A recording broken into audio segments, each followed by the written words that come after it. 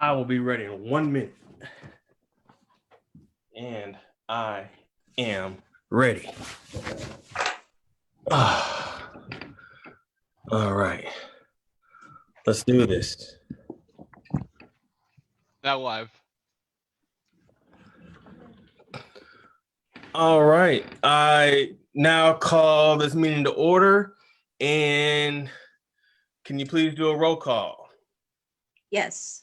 Mayor Wallace Jr., Present. Mayor Pro Tem Harvey, Here, present. Councilmember Emily Hill. I don't see her on. She's not on. Councilmember Ann Ware, Present. Councilmember Wallace, Present. Councilmember Deja Hill, Here. Councilmember Krupa. Present. Thank you. All right. I announce a quorum. And let's see here, who we got? Councilwoman Hill, do you mind doing the Pledge of Allegiance? Yes. All right. Hand over your heart. I pledge allegiance to the flag of the United States of America and to the republic which stands one nation under God, indivisible, with liberty and justice for all. All right, I appreciate it. Now moving on to public comments. Do we have any public comments? Mayor, we do. Sam, oh my God, Matilde Samaripa is in the waiting room and he did want to speak to y'all this evening. So Okay. I'm going to have Heath bring him out. Right. He did include, and I think y'all might have gotten a copy of a letter that he had written. I am working on it, but he may want to read that to you or just submit it for the minutes. Mr. Samaripa, can you hear us?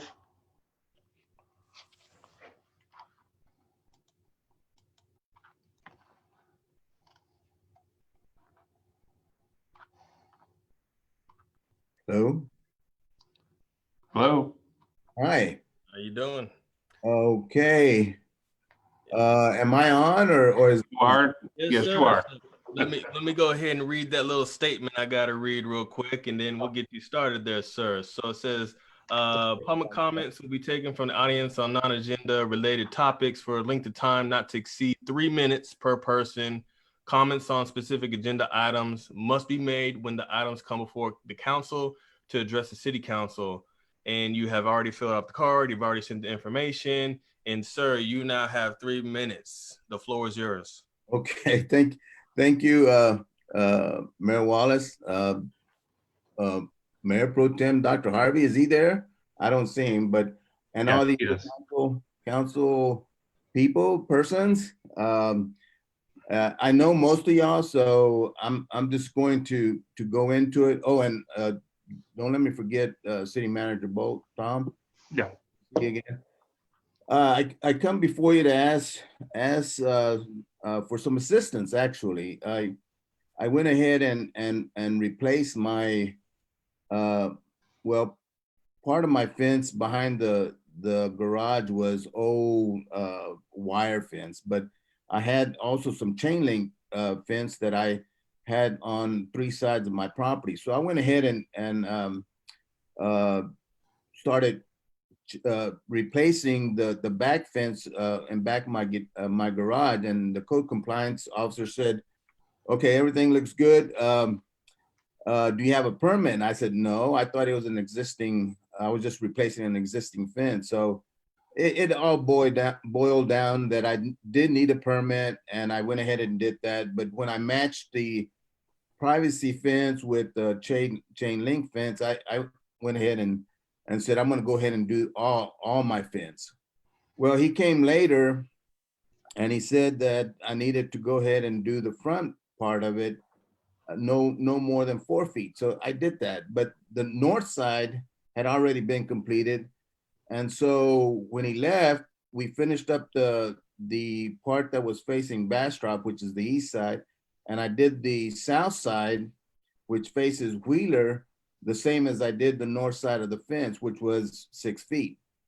And this was all completed in August. And now he tells me, I received a letter in December saying that I was out of compliance, that the ordinance says that I can't have a 6 foot fence from, and I read the ordinance and I read the definitions, and that's why I went ahead and gave each of you, or asked that each of you get a summary of my speech today, because I couldn't make heads or tails of it. You know, the ordinance is, what I envision is that it's more of an ordinance that fits a new city lot, not the old section of the city. Maybe I don't know, but anyway, I'm gonna have to cut down 66 feet of my fence in order to be in compliance, is what I understand. And it's going to look very, very, it's not going to look very, very good, because I have my house sits on 2 lots, and then I have a second house on a 3rd lot. So, and it's all jointed together. So what I'm asking is, could someone read that ordinance and let me know if I have to apply for a variance? As I read it, I don't see that I need to ask for an ordinance, because my situation, it doesn't apply for my situation, is what I'm saying. So I really would like to have someone read it. And if I do have to apply for an ordinance, I will. And the other thing is, if I need to apply for a variance, I'm sorry, I said ordinance, I meant variance. If I have to apply for a variance and it's not approved, then I'm going to have to cut my fence. I don't want to have to ask for another permit. It's just going to be, I'm just going to cut everything down to 4 foot, and I'm just going to just redo the whole thing completely, because if I knew that if someone had told me that I was in violation of the ordinance, I would have made it so I wasn't. I'm a stickler for policies. I'm a stickler for ordinances. I'm not going to do something that's not supposed to be done. So I just ask that y'all take a look at the ordinance and have someone reply to me and say, yes, you need to submit a variance, and I will do so, and then we'll go from there. No, understood, sir. And I appreciate your comments. Appreciate you sending the letter out that was forwarded out to all of us, just for situational awareness. And I know the city manager is already on it. Okay, thank you, Dr. Wallace. I like I said, I'm not trying to get anybody in trouble here. I'm just saying that I really would like a definitive answer whether I need to do a variance or not, and I'll do the variance if possible. If I have to, that's no problem. Will do, sir. Appreciate it, and thank you for taking the time out to address us. Thank you very much, and we'll see the rest of you on Facebook. Appreciate it. All right. Do we have any other additional public comments? No, sir. All right. Moving on to reports. Reports about items of community interest on which no action will be taken. And this one is the Healthcare Committee / Commission. On this one, back in 2018, we tried to start a healthcare task force and had at the table all of the entities within the city: Austin Regional Clinic, People's Community Clinic, Baylor Scott and White, Central Health, Community Care, to really try to figure out what resources we had, what the hours of operations were, what type of services they provided, and so forth, to kind of figure out what we have and what we probably need to take care of our current population, as well as to plan ahead for the growth that was going to occur. Last week, I had a conversation with American Health Association, and they are interested in wanting to work with cities. They're doing some things with Austin, but I believe, since we're kind of more on that focus of how can we be proactive to take care of not only our current population, but our future population before it becomes a demand, there might be a great opportunity to try to reignite this healthcare task force, but maybe into a commission or a committee, and have the same players at the table again. Some of the new players that may be within the city of Manor, like Black Mamas ATX, now that they have that new program to provide services to pregnant women. We also have the health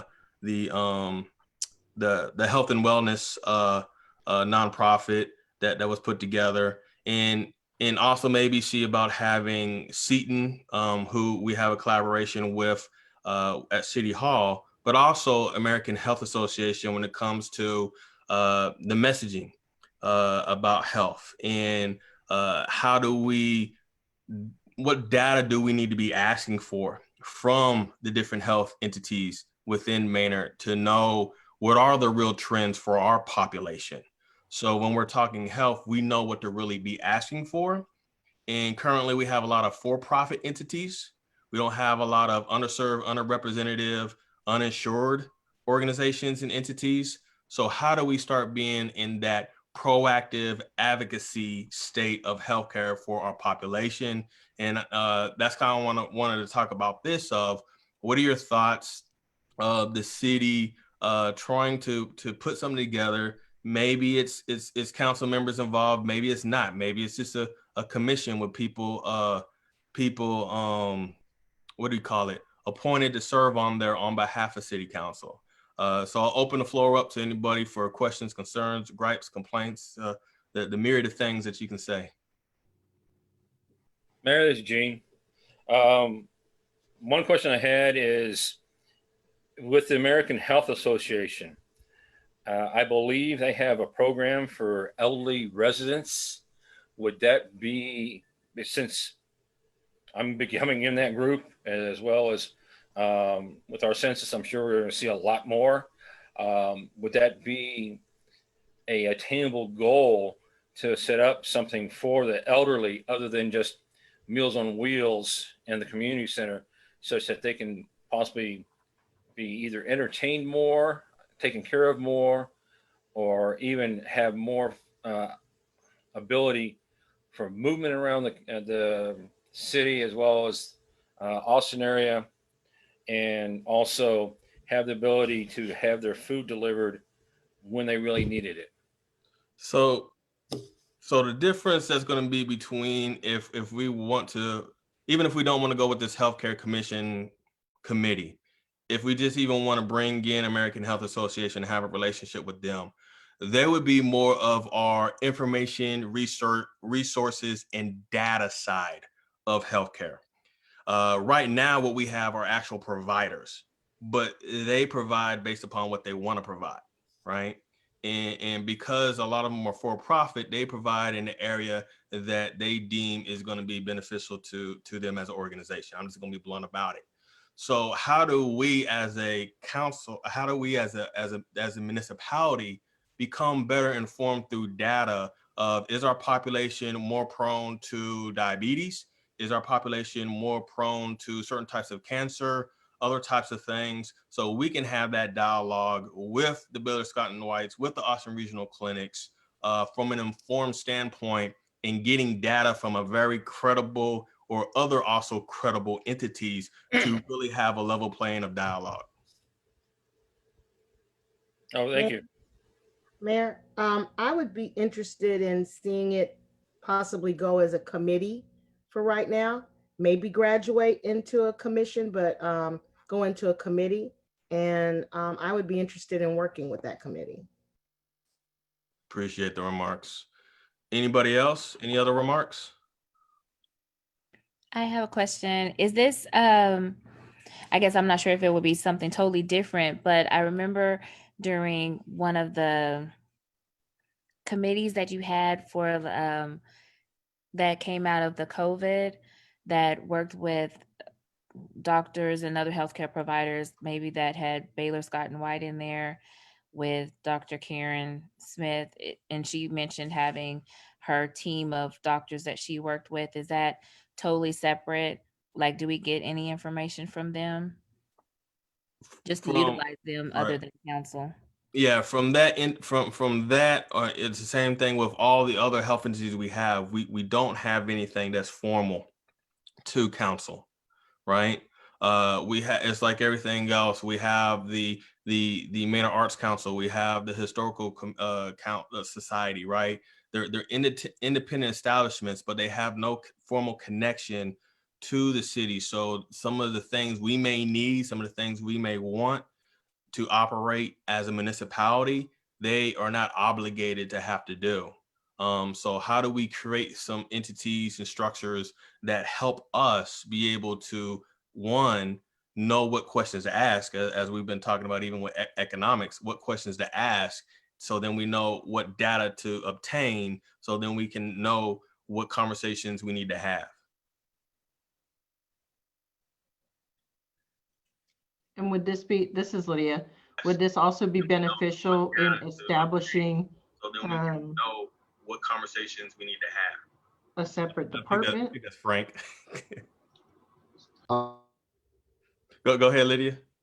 Okay, so, and the purpose of this, would you also be using this to help establish a department for staff to run or to manage? No. I don't think this would need to be a department, especially with the population we have right now. I see this as either, as we said, another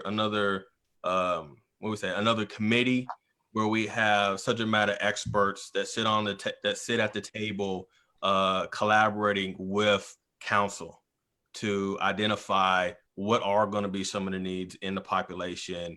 So as we're going out trying to advocate for programs, resources, we know what we're advocating for and why.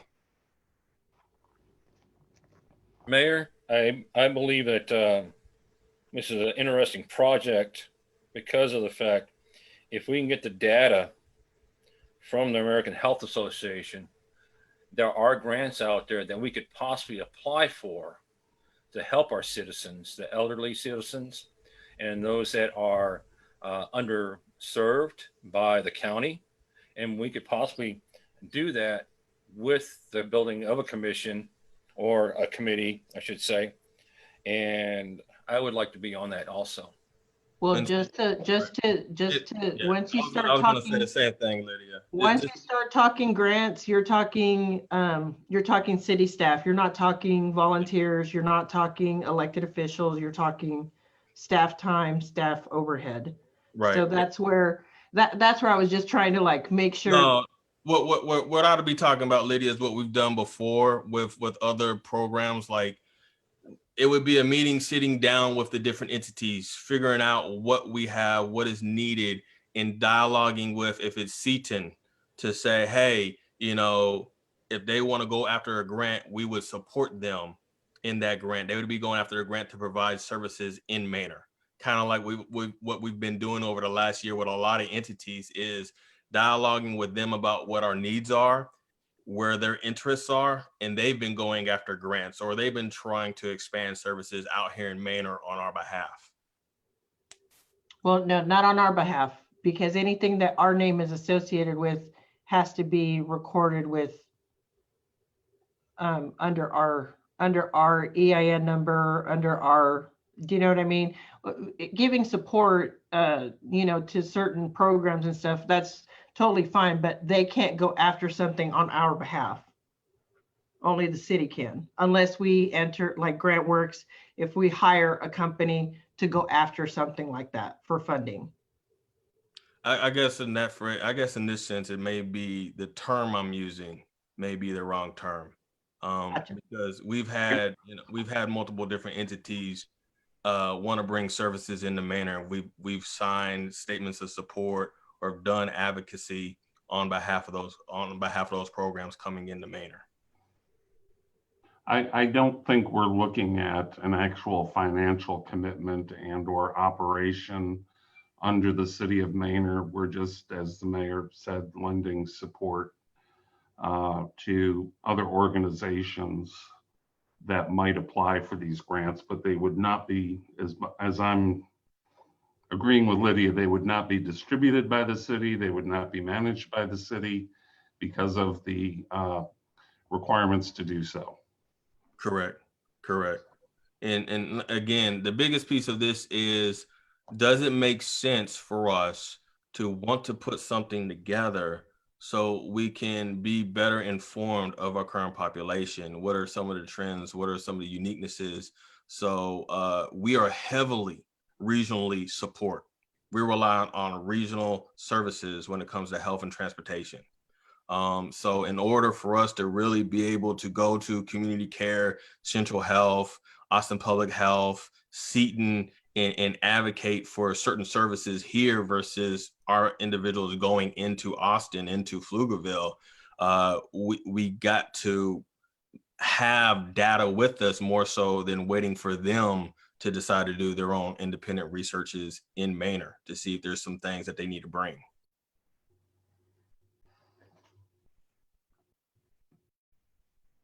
Any additional remarks? I agree with the formation of the committee, and with this one and any committee that we're doing as we move forward, I want to make sure that that we stay mindful of the coming comprehensive plan, and so that we don't go far away from. We don't go down one path and have two things going on at the same time, but we stay mindful of that process. And when that starts, then we're going to need to make sure that that entity has access to whatever information or that's gathered. So, definitely. Any final remarks before we move on to the other agenda items? Do you know about the timing, the time frame for all of this? No significant time frame. Like I said, right now this is initial conversation with American Health Association. They were taken aback that it was kind of like, hey, there's things that we would love to know about our population. And if you're saying you're willing to do that, tell us what you want to do, tell us how you want to do it, and we can start the conversation. So it's still exploratory.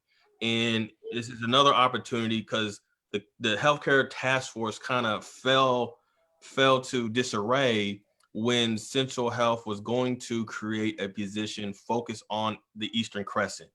And that was formerly going to be the lead for that task force.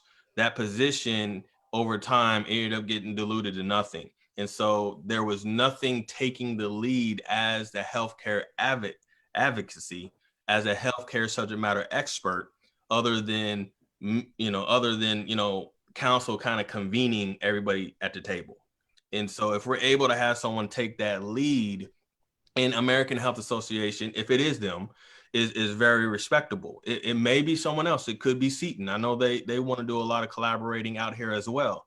It's just, I think it's a topic that we should discuss. I don't think there has to be we got to do this right now, but I think it's something that is going to be needed. And as we've done with everything else, had that open dialogue about it just to see where we're at. So as any of us are having these discussions, we kind of know where everybody stands. Sonia, you're about to say something? One of the most important things I think that we need here, which I think a committee would be good for, is to have places for our people to have testing done instead of having to go into Austin, your x-rays, your MRIs, and all of that. And especially, we have one place for blood work, but we may need more than one, especially with the COVID thing going on and everything like that. We need some stationary places for these things so then people know exactly where to go and aren't confused on the days and times that things are available. No, I agree with you. And, you know, this would be an example of where this committee could probably be of benefit. You know, we're having independent conversations with Community Care, which is consolidating its 2 offices here in Manor into a larger one over at the medical tower. Seton is having those conversations with us as far as what type of specialty care may there be. People with dialysis, people with cancer and so forth, right? We don't know what the population looks like. But they in other cities work together and provide overlapping services. So again, it comes down to, it's like, how do we get them all at one table conversating at one time versus all these independent conversations?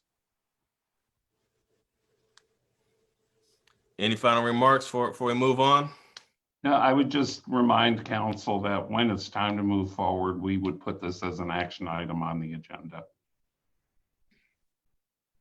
Sounds good. All right. Moving on to public hearings.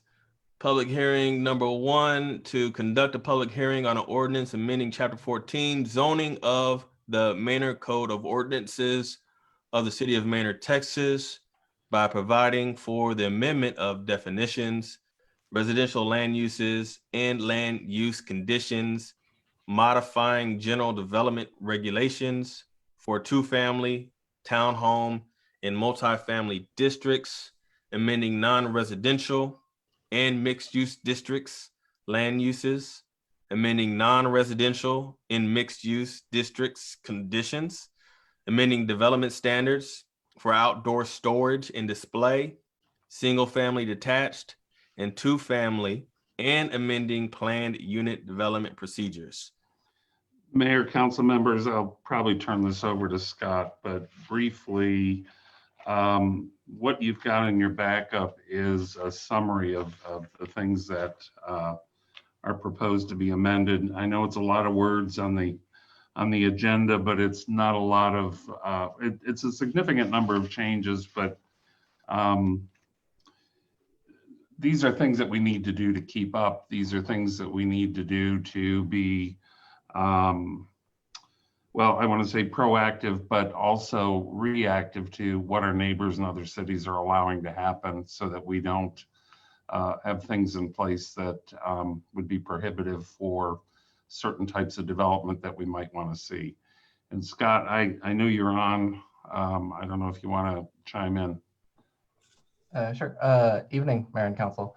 So yeah, as Tom said, this is sort of just clarifying and adding a couple things to the code. As some of you are aware, we redid the whole thing back in March, all 150 pages of it, and working with that code over the past year, we found a couple areas that need to be tweaked. And so that's all this is. It's just kind of cleaning up some of those provisions, adding a couple new things. But if you like, I can go through it with y'all. I don't know if you've read that summary form that was provided. If you have questions on that, or like I said, I can go through it all. We'll on this one, we'll go with questions. But I do want to highlight that and put in the notes that I see here that y'all did take input from the community, especially when they're talking about here the addition of community garden. And the rationale behind that was, as you put in the notes, a resident had expressed interest in starting a community garden. So that was included into these changes. So I want to acknowledge and highlight that our City Hall personnel are hearing what the community is asking for and finding ways to amend and modify our ordinances to be able to make those things happen. Yes. Hey, Scott. Go ahead. Scott, this is Councilman Krupa. Looking at the amendments and everything, it brings to mind that we're trying to make the community more accessible to developers, and also for our PID developments that we have underway right now. And was that some of the considerations for these changes? Because I know what we did when I was on council, and we were pretty definite on what we wanted to see in the ordinances. But this change right here, to me, opens it up for more development. and more creative ways for the developers to use their land and come to Manor and provide housing for the citizens and new residents. So that you may be referring to like the changes for the, like with the townhome setbacks. There's a lot of changes for that. And that kind of specifically was, we were talking with some developers related to that, and it working through what was in our old code. The setbacks were wrong. And so this just kind of fixes that and makes that type of development more feasible. But the bulk of the changes, like the mayor said, like community gardens, is just clarifying, working out that gray area that's in our code. So we get the types of products and development that we were anticipating. Because sometimes if there's unknowns, then, it's harder to work with. So. Okay. Sometimes I think if something isn't mentioned in the ordinance or better defined, we're hesitant to say yes because it's not been included. And so I think what this here does is provides better definition and inclusion of certain things so that we're not wondering whether or not this is what is intended. Scott, I had a question on the part that says amending development standards for outdoor storage and display. Can you explain that a little bit?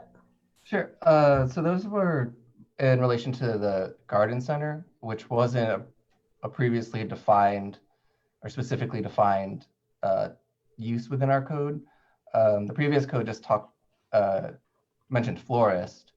And depending on what zone that was in, like if it was in a neighborhood business or a light commercial zone, it prohibited greenhouses. So in essence, you would get like a florist shop, with the cut flowers and bouquets and all that. But once you get to heavy commercial, medium commercial, those types of things allowed for greenhouses, and then you can end up with something that's more akin to a garden center. And so this is where it comes in, where we're trying to like better define and clarify everything. So this code, establishes what a florist is and where those can go, and then creates all these standards for garden centers and where they're allowed. And in the new code that we did back in March, we had added all those outdoor display and storage requirements because the previous code didn't have any of that. And one of the limitations, a garden center is a mostly outdoor use. They display and store all of their plants and pots and fertilizers, mostly outdoor or in greenhouse or partially open structures.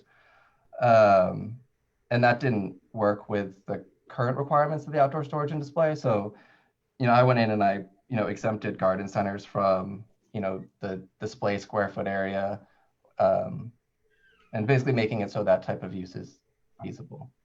Okay, thank you. I just needed a little clarity on that. Thank you so much. Any additional remarks? All right, go ahead. I'm sorry, Scott.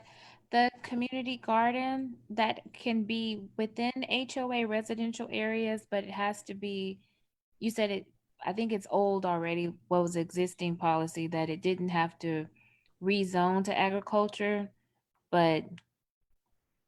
Yeah, so there wasn't actually much of anything in our code related to community gardens. And so, yeah, if someone in a subdivision wanted to establish one, they probably have to come in and zone it agricultural, and that'd be a bit odd. Also spot zoning, it's maybe wouldn't jive super well.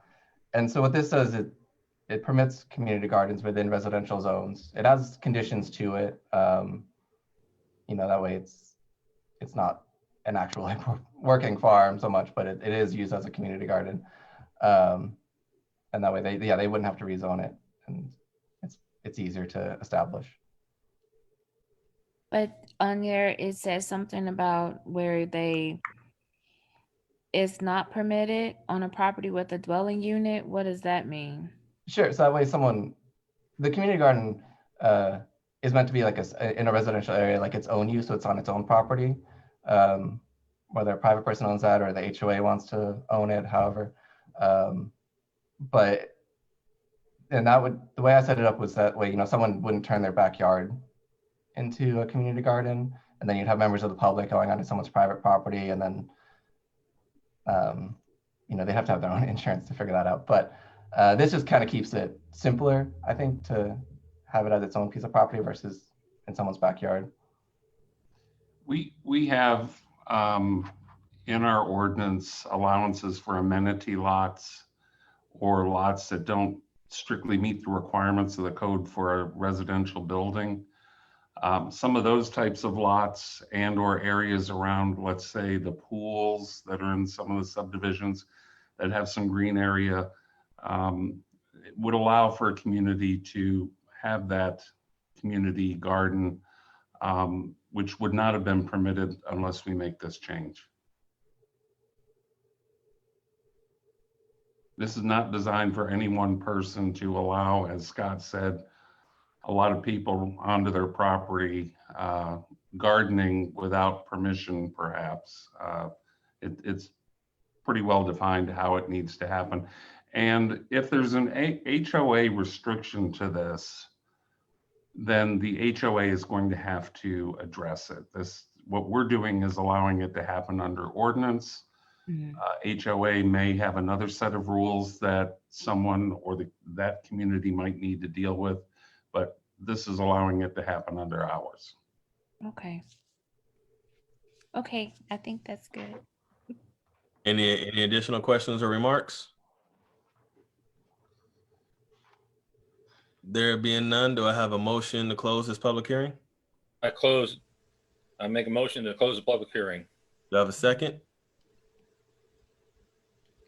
I second. And has been so seconded. Do I have roll call? Yep, roll call. Okay, Mayor Wallace, Yes. Mayor Pro Tem Harvey, Yes. Councilmember Emily Hill, Yes. Councilmember Weir, Yes. Councilmember Wallace, Yes. Councilmember Deja Hill, Yes. Councilmember Krupa. Yes. Thank you. All right, motion passes. Moving on to the consent agenda. All the following items on the consent agenda are considered to be self-explanatory by the council and will be enacted with one motion. There will be no separate discussion of these items unless requested by myself or a fellow council member, in which event the item will be removed from the consent agenda and considered separately. We have item number 2, consideration, discussion, and possible action to approve the city council minutes for December 2nd, 2020 city council regular meeting and December 5th, 2020 city council called special session. And items number 3, consideration, discussion, possible action on acceptance of the November 2020 departmental reports. Do I have a motion on the floor? Mayor, I have a couple questions on the police report and 2 on the developmental services report. All right, so do a motion to either approve with questions. We got to have a motion on the floor to be able to entertain any discussion. I make a motion to approve consent agenda with questions. All right, it's been so motion. Do I have a second? Second. And seconded. Go ahead, Gene. Okay. This is for Chief Phipps. And actually everybody, because I really enjoyed reading the comprehensive 2020 reports for everybody. But Chief had a statistic on there about veterans. I was wondering if there's any programs he knows of that may be able to get us more veterans on the staff and possibly have either the federal government or state pay for it. I'm not aware of any programs. We would always be open to those, looking at those programs, and we're actually going to be doing some some changes in our recruiting methods. We've been pretty fortunate in the past that we really haven't had to put a whole lot of effort into recruiting.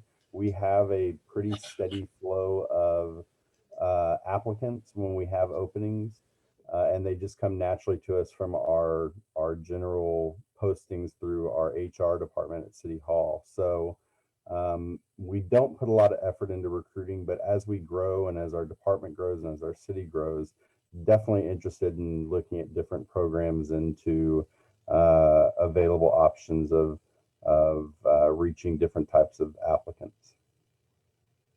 You hit the nail right on the head there, Chief. That's what I was looking at. And for my former background, I don't know if this is legal.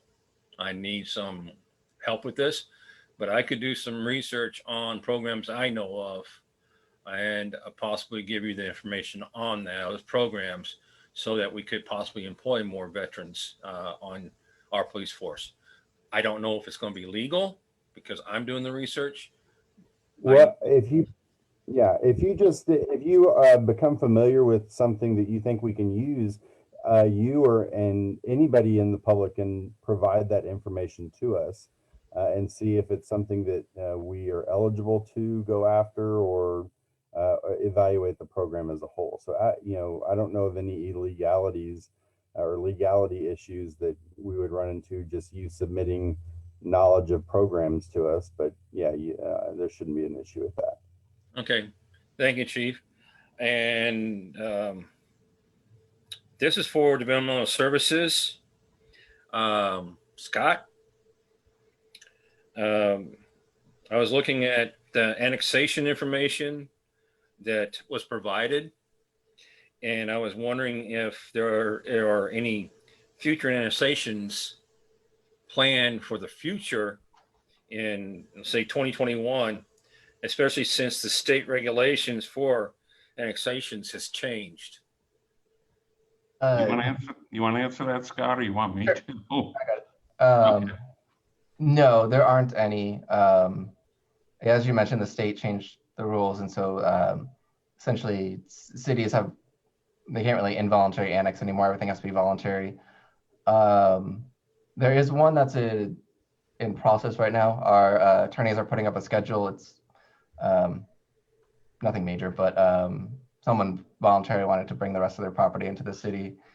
And then back in 2017, when we did those annexations, we entered into a lot of development agreements that the properties wouldn't be annexed if they maintain their current use, which in most cases was agricultural. But the city's growing so much, and a lot of those properties, they're large properties, are getting a lot of interest from developers. And so there's been at least like 3 or 4 of those properties that are outside the city that people have expressed interest in purchasing and annexed or causing to be annexed. So that may happen in next year. Okay. And the second part that I have for you, looking at the permits and fees, the residential new with $3.11+ million. Can you enlighten us on what subdivisions those are? Yeah, so I mean, this time of year, the house permits dropped pretty low, so that's why there's only 11. It's mostly probably D.R. Horton and Shadow Glen. They're still kicking about. A lot of times it's still Shadow Glen, but we have a lot of sections for new subdivisions coming online in the next couple months, so it'll start spreading out to like Manor Heights, Village at Manor Commons. Okay, main reason is I'm looking at our new developments in the wastewater system and water systems, and I'm glad we're doing that ahead of time. So to further explain, Shadow Glen is outside the city and they have their own wastewater disposal system. And they're designed to accommodate what they need. I think we may in the future enter into an agreement for some temporary help while they rework their system or enlarge it to handle it. But that's not something that we're responsible for. We do have an agreement with them to do all their permitting. And so that's why you see the numbers as they are for Shadow Glen, because we have a development agreement that allows for us to issue permits. Okay, that explains a lot. Thank you, Tom. And appreciate it. With one of the new PIDs coming on board, we will be having a wastewater facility designed to handle Manor Heights. That is in the process of design and going out to bid and things like that. I think Frank's on with us tonight. So, so there is movement to expand facilities in order to handle the growth. Any additional questions? Go ahead, Ann. Oh, no, I think he answered it. That's fine. Okay. Any additional questions? There being none, there's a couple things I would like to highlight for the point of clarity to the community. And one is, if you haven't already, there's a wealth of knowledge in the presentations from each department that were provided to council during the retreat. Was it last Saturday or the Saturday before that? And I mean, a lot of great information on what each department is doing, what they have planned, and what they have done. You know, we had to rush through a couple of them just due to time, but I want to acknowledge a great presentation by you, Scott, which Gene kind of went over. And for some of you all, it has in there what he talked about, the annex. Two things I want to highlight. 2009 annexed 3,700 acres. 2010 to 2018, since everybody's asking about this annexing, we've only annexed 1,600 acres. So less acreage in the last 8 years with the big growth than the previous decade. So just want to highlight that even though there has been some annexation going on, hasn't been that much annexation going on. And as you just heard, that the laws have also changed on a city just being able to annex as well. It now has to get the approval of the landowner. So no annexation has happened in the last 2 years based off of the most recent report by our department. And then you have also in his report, which I found interesting as well, was, you know, now we're talking about 21,000 residents expected in 2030 within city limits and about 35,000 within our ETJ. So an expectation now of city is planning to support not the current population, the future population in 10 years of roughly 50,000 people to support in and around that rely on the city. So a lot of the decisions, a lot of the committees, a lot of the collaborations that we're doing as a council is based off of this projected growth and demand. And, you know, also want to highlight, everybody did a great job during the census. We had an increase rate by 25.8% of people that actually filled out the census. So we have a higher percentage by almost 7% to the state overall. So that helps us to be able to really know our population, the demographics. You know, we're talking about 50% male, female, 52% Hispanic, 25% African American, almost 50% of our population is 18 and under. That's key information to know when we're talking and collaborating about what type of resources and programs to bring into the city. And then I'd be remiss if I didn't also highlight our police department's report is in there. They do one every year. And again, this year's reports, incidents have been less than last year with the growth that we've had since last year. And right now we have a 2.5% growth year over year. So to have less reports when we're having a 2.5% increase, it says something significant about how we operate here within the city. And you can go in there and you can look, especially when we have this whole inequity and justice situation going on, you can see how many stops have happened, where they've happened, how they've happened, the demographic population breakdown, and you can see it is relatively comparative to our demographic population based off of the 2020 census quick facts. Heath, great job on the report as well. And of course, Debbie, great job on your report, laying out the different programs and stuff you're doing. And then the last thing I wanted to state was out of Mike's report for the parks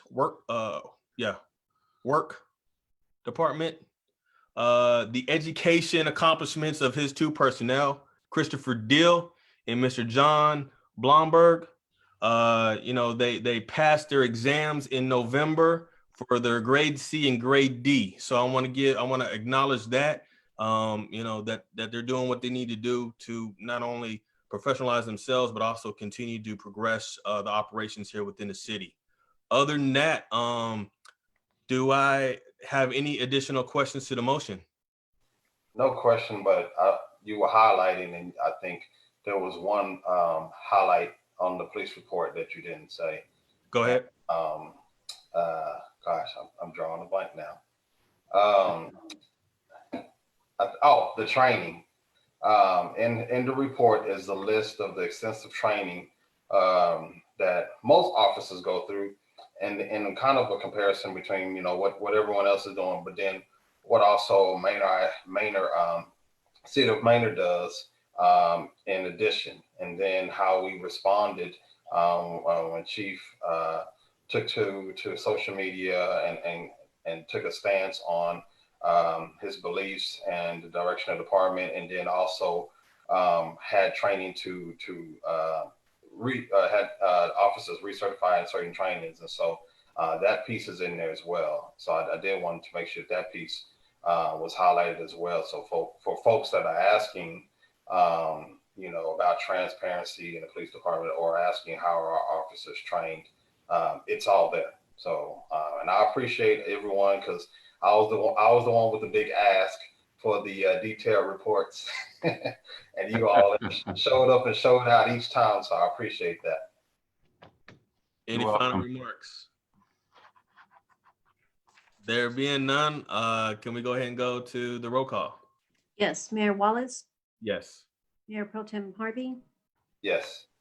Councilmember Emily Hill, Yes. Councilmember Weir, Yes. Councilmember Wallace, Yes. Councilmember Deja Hill, Yes. Councilmember Krupa. Gene. Gene, I think you're muted. Sorry, yes. Thank you. All right.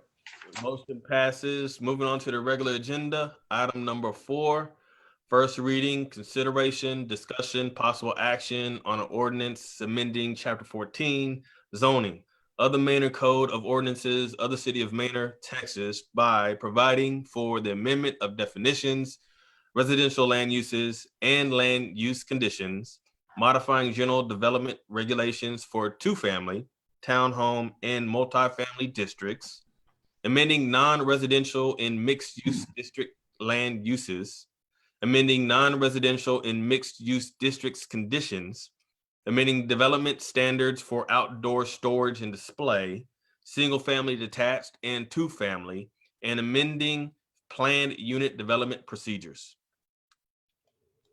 Mayor's Council, this is what we just closed our public hearing on. These would be to allow for the first reading of the ordinance changes, and it'll be back for a second reading. All right. Do I have a motion to approve the first reading? I'd like to make a motion to approve the first reading of an ordinance as set forth in caption above. All right. Do I have a second? I second. And second goes to Councilwoman Wallace. Any questions to the motion? Questions to the motion? There being none, roll call, please. Mayor Wallace, Yes. Mayor Pro Tem Harvey, Yes. Councilmember Emily Hill, Emily, you're on mute. Yes. Councilmember Weir, Yes. Councilmember Wallace, Yes. Councilmember Deja Hill, Yes. Councilmember Krupa. Yes. Thank you. All right, motion passes. Moving on to agenda item number 5. Consideration, discussion, possible action on a change order to the construction contract for the Walbarger Creek wastewater treatment and collection system improvements project. Mayor, I'm not sure if Frank is on the line or not. Yes, I am. Okay, these are, Frank, if you could, for me, 5, 6, and 7. Agenda items 5, 6, and 7? Yes. Not all at once, individually. Oh, okay. Sure. Yes. Okay. So agenda item number 5 is a change order for the Wilbarger Creek wastewater treatment plant. This is the plant expansion that's going on over on the east side of town. It's already been partially commissioned, if you will. Wastewater treatment plants are, when you start them up, it's not an event, it's a process. And so actually the first processes went online in October, and we continue to unfold and complete the plant project and place additional systems online as they move forward. This change order includes a number of enhancements, additions. One of the things we've done is gone in and basically found a way to accommodate 2 departments within the administrative building. We've gone in and added some enhancements in the building as far as lockers and so forth. There's some fairly substantial improvements in terms of slabs and sidewalks and so forth. All of these things are structural pieces that will improve the performance of the plant.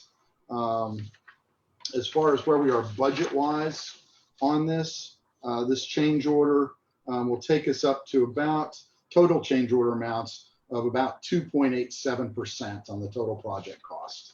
So we had budgeted for about 3% for contingencies on this project. And so we're still underneath that amount. And that includes those changes to the building that we hadn't foreseen, but that'll provide additional space for staff for inspection and permitting folk.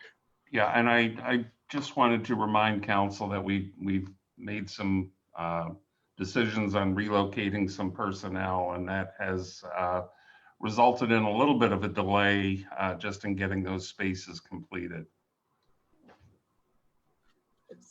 So Frank, is this stuff that happened that you found change after from the last council where I was on? When you had a change order then too, and I know we talked about the so this is the 4th change order on this project. We're drawing near the end of the project. We've got slated end of January to have everything finished out, as far as the building being occupied, all of the systems online. We may still have some re-veg and stuff like that, revegetation to finish out after that. But all of the functional elements will be in place by the end of next month. So we're really drawing to a close on this project. There might be one last change order. There'll probably be small little cleanup one at the very end to true up quantities and that sort of thing. But this represents the substantial body of work for the whole project. And so after this, it's just the finish out pieces. And so refresh my mind, when are we supposed to go live with this? Well, the plant's actually been online since October. Okay. But there's some additional processes that still went that, not everything has to be online all at once. Like we have a grit processing process that isn't absolutely essential to have online, but it'll keep the plant from filling up with solids over years. And so that system didn't go online right away, but it's pretty much just about functional. We have some sludge processing pieces that we're going to actually use the old plant for processing sludge, and so we had to take the old plant offline by putting the new one online, so then we could then rehab the old plant to use that for sludge processing. So we're really trying to be as efficient as we can, but it's we're doing open heart surgery while driving. because the plant's never shut down. It's operated this whole time, but we've expanded it and we're using old components for new processes. So it's like I said, October, it'll be 4 months of slowly putting more processes online from when we started in October to when everything's in place. Frank, this is Gene. Hey, Gene. You commented on the sludge processing with the old plant. I know that when I was on council, we were talking about expanding that and making it more of a revenue source for us. And is that the idea behind what you just spoke about? So what we did was it actually delayed a few $1 million in building new sludge processing works. We put in a small sludge holding tank, if you will, right now, while we reconfigure the old plant and turn all of that old wastewater treatment plant into just sludge processing, which includes dewatering and aerobic digestion. Now, the city has for some time had a contract with a contractor to bring in sludge, and the city gets a piece of the revenues from every gallon that gets processed at the facility by that third party. Plus, they were paying for all of the sludge hauling costs. And so that contract will continue. Now, what this plant does provide for is provisions in future phases to build new sludge processing, because that plant, when we do the next phase or maybe a few years down the road, that old plant's getting old and it's only going to last for so much longer. And so we use it while we can, and then we spend more money later on, but we defer several $1 million, for a while. And then we've also got provisions to do sludge dewatering and building a building there and putting in some sludge presses. And that's something the city could do on its own or have a contractor be in there. There's options on how to approve that. But the city does have in place already a contract for a third party contractor to come in and dewater sludge and haul off the solids. And there's some other benefits to that contractual relationship too. They clean out wet wells and do some other things at discounted rates. Okay, that seems great. Thank you, Frank. And I appreciate you giving us the percentage of the budget over cost, because that was going to be one of my questions. Sure.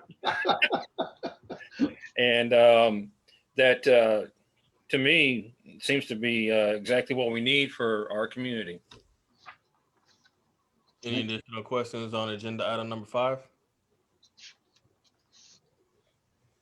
There being none, do I have a motion on the floor? Did we already do a motion? No. No. Do I have a motion on the floor? I'd like to make a motion that we accept the consideration and possible action on a change order to the construction contract for Wilburger Creek Wastewater Treatment and Collection System Improvement Project, as presented by Frank Phelan, PE, City and Engineer. It's been so motion.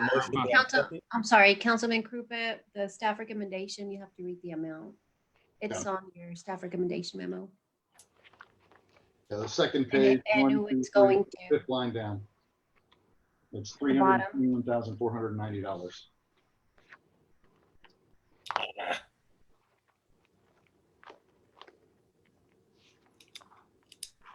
For $321,490. Okay. And it's change order number 4. I will amend my motion to the Wilburger wastewater contract to be for the change order of $321,490 for the change 4 on the Wilburger contract. That'll do it. What was that, Tom? I said that will do it. Got it. It has been so motioned. Do I have a second? Second. And seconded by Councilwoman Rear. Any questions to the motion? Questions to the motion? There being none, roll call, please. Mayor Wallace, Yes. Mayor Pro Tem Harvey, Yes. Councilmember Emily Hill, Yes. Councilmember Weir, Yes. Councilmember Wallace, Yes. Councilmember Deja Hill, Yes. Councilmember Cruppen. Yes. Thank you. Motion passes. Moving on to agenda item number 6.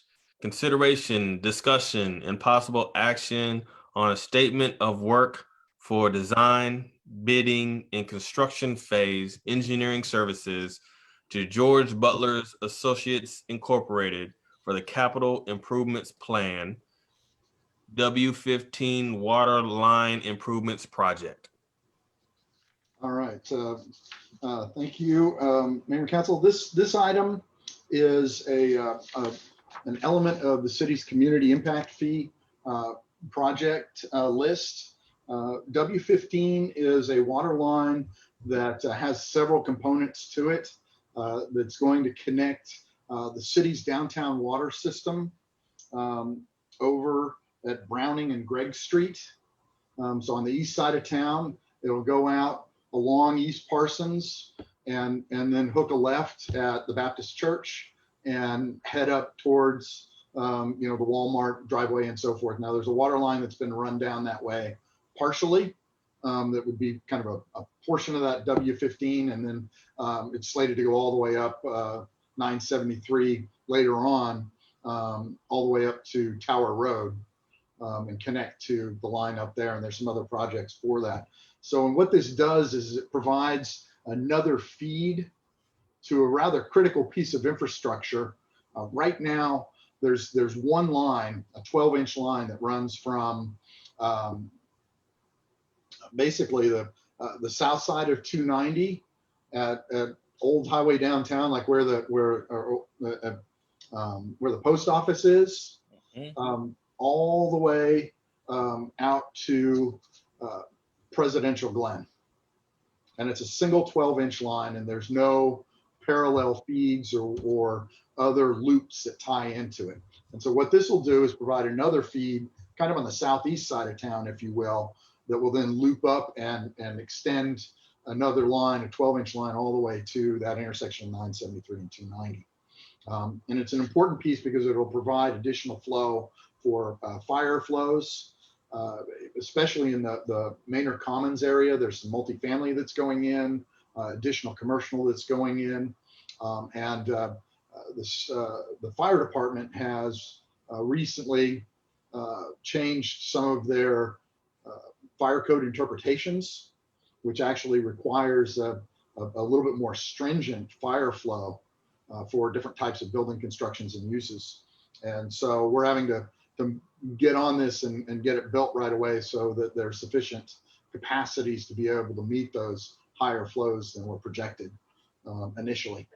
And so that's what this line is to do, is to basically tie into the existing system and run all the way out and connect to the line that's in Loop 212 right there at the Baptist Church. All right. Do I have a motion on the floor?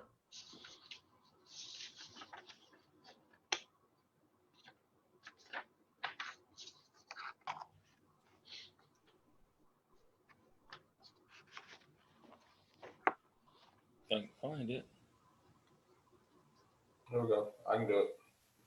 All right. I'd like to make a motion that City Council approve the statement of work number 2 for engineering, design, bidding, and contract construction phase services for the CIP W15 Water Line Improvement Project to George Butler Associates Incorporated. It has been so motion. Do I have a second? A second. And seconded by Councilwoman Wallace. Questions to the motion? Questions to the motion? Go ahead. No question. Sorry. I was looking for the map, but I was on the wrong one to see where the pipeline went. But it's okay, Frank. I got it. Is my description? Your description was good. Okay, great. Any questions? There being none, roll call, please. Mayor Wallace, Yes. Mayor Pro Tem Harvey, Yes. Councilmember Emily Hill, Yes. Councilmember Weir, Yes. Councilmember Wallace, Yes. Councilmember Deja Hill, Yes. Councilmember Krupa. Yes. Thank you. Motion passes. Moving on to agenda item number 7. Consideration, discussion, possible action on the First Amendment to the Development Agreement under Section 43.035, Texas Local Government Code with Jefferson Triangle Marine LP. Okay, it might be helpful if you have your packets available, because this one has a map in it, to go to page 290 of item 7. It's page 15 of the agreement, and it's an exhibit that shows, it's got a map and it shows some blue lines and red lines on it. I'll give you a second to find that. Sorry, it's sideways. Everybody's hoping nobody gets a crick in the neck. So what this project does is this lift station that's shown on the top of that page in red, it shows a proposed lift station. It's a little square box with an X in it. Initially, that was slated to be right up against US Highway 290. And it was part of the infrastructure that was planned for the Manor Heights master plan community.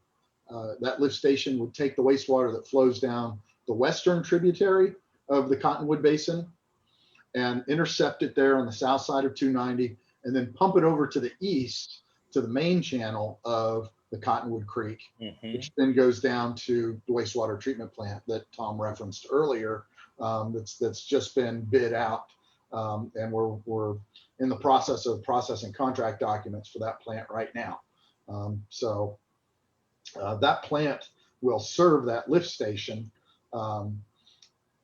But what we started doing when the project was in conceptual design, the property owner of that Jefferson Triangle had contacted us a number of years before, and about, well, when is wastewater going to be out there? And so we actually called them back and said, hey, we've got this project. If we move this lift station a little further to the south, we'll be able to serve that 65-acre tract, which could represent, some commercial or a few hundred residential homes or, apartments, something like that. And also some of the other properties there a little more effectively, because it'll be further down the hill. And so it could serve more area. And we said, we can move this lift station if you want to pay for the cost of adjusting it. And so they agreed to that additional cost, which is basically the gravity line and the force main. They're also providing the easements, some oversizing costs for some things to be able to take the flows. And that's what this agreement is there for, is to provide the mechanism for them to pay that relocation cost of this lift station. So they get the benefit of having wastewater service right away, benefits the city. We've included all of this in the city's master plan. So it's in the CIP. We've just moved it a little bit to be able to serve some more areas. And there were a lot of details that we needed to work through. And so the original development agreement needed some amending as we finalized the project development and worked out the terms. And so this agreement governs the terms under which, they pay for that cost difference, and what the considerations are for that. So that's the agreement in essence. I don't know, Tom, do you have anything to add to that? No, not really. Just that, these folks came to us a while back and asked what or how they could get wastewater service to their property. I think maybe even before we started talking about Manor Heights, or right around the same time. And so this all seemed to work together, give them what they need, and provide us with getting some of the work done at their cost. Got it. Do I have a motion on the floor? I'd like to make a motion, City Council approve the First Amendment to the Development Agreement under Section 43.035, the Texas local government code with Jefferson Triangle Marine LP and direct the mayor and or city manager to execute the agreement and all necessary documents associated with the agreement. It's been so motioned. Do I have a second? Second. Questions to the motion? I have a question. Go ahead. For Frank. Yes. Looking at the contract, normally these contracts have something dealing with LUEs. I hope I have the right terminology. Yes, you do. Okay. I didn't see anything in there. So they're going to do this essentially at their cost, and we're not actually going to compensate them with any LUEs. Well, there are some provisions in there. Ooh, and I'm realizing I'm searching the whole document. So there's a capacity reservation of 350 LUEs. It's not really in the text, it's in the definitions. So maybe that's why it wasn't obvious. Okay. And so it's not, we're not giving them those 350 LUEs. What we're saying is that there will be enough capacity in the system to be able to handle that. Now they still need to pay impact fees and tap fees and do everything they normally do. But it makes sense, and like I said, that's part of the city's CIP plan is to have those 350 LUEs. We've contemplated it with the size of the lift station, the force main, and all the infrastructure downstream and the treatment works. So it's all contemplated. We're not giving them LUEs. We're just holding reserving it. Yeah, and it's just for a number of years. I think it's 5 years with an extension, if I recall correctly. Okay, super. Because like I said, I didn't see them, and I normally see them in there. It's just one of those things that essentially you taught me to look for. Yeah.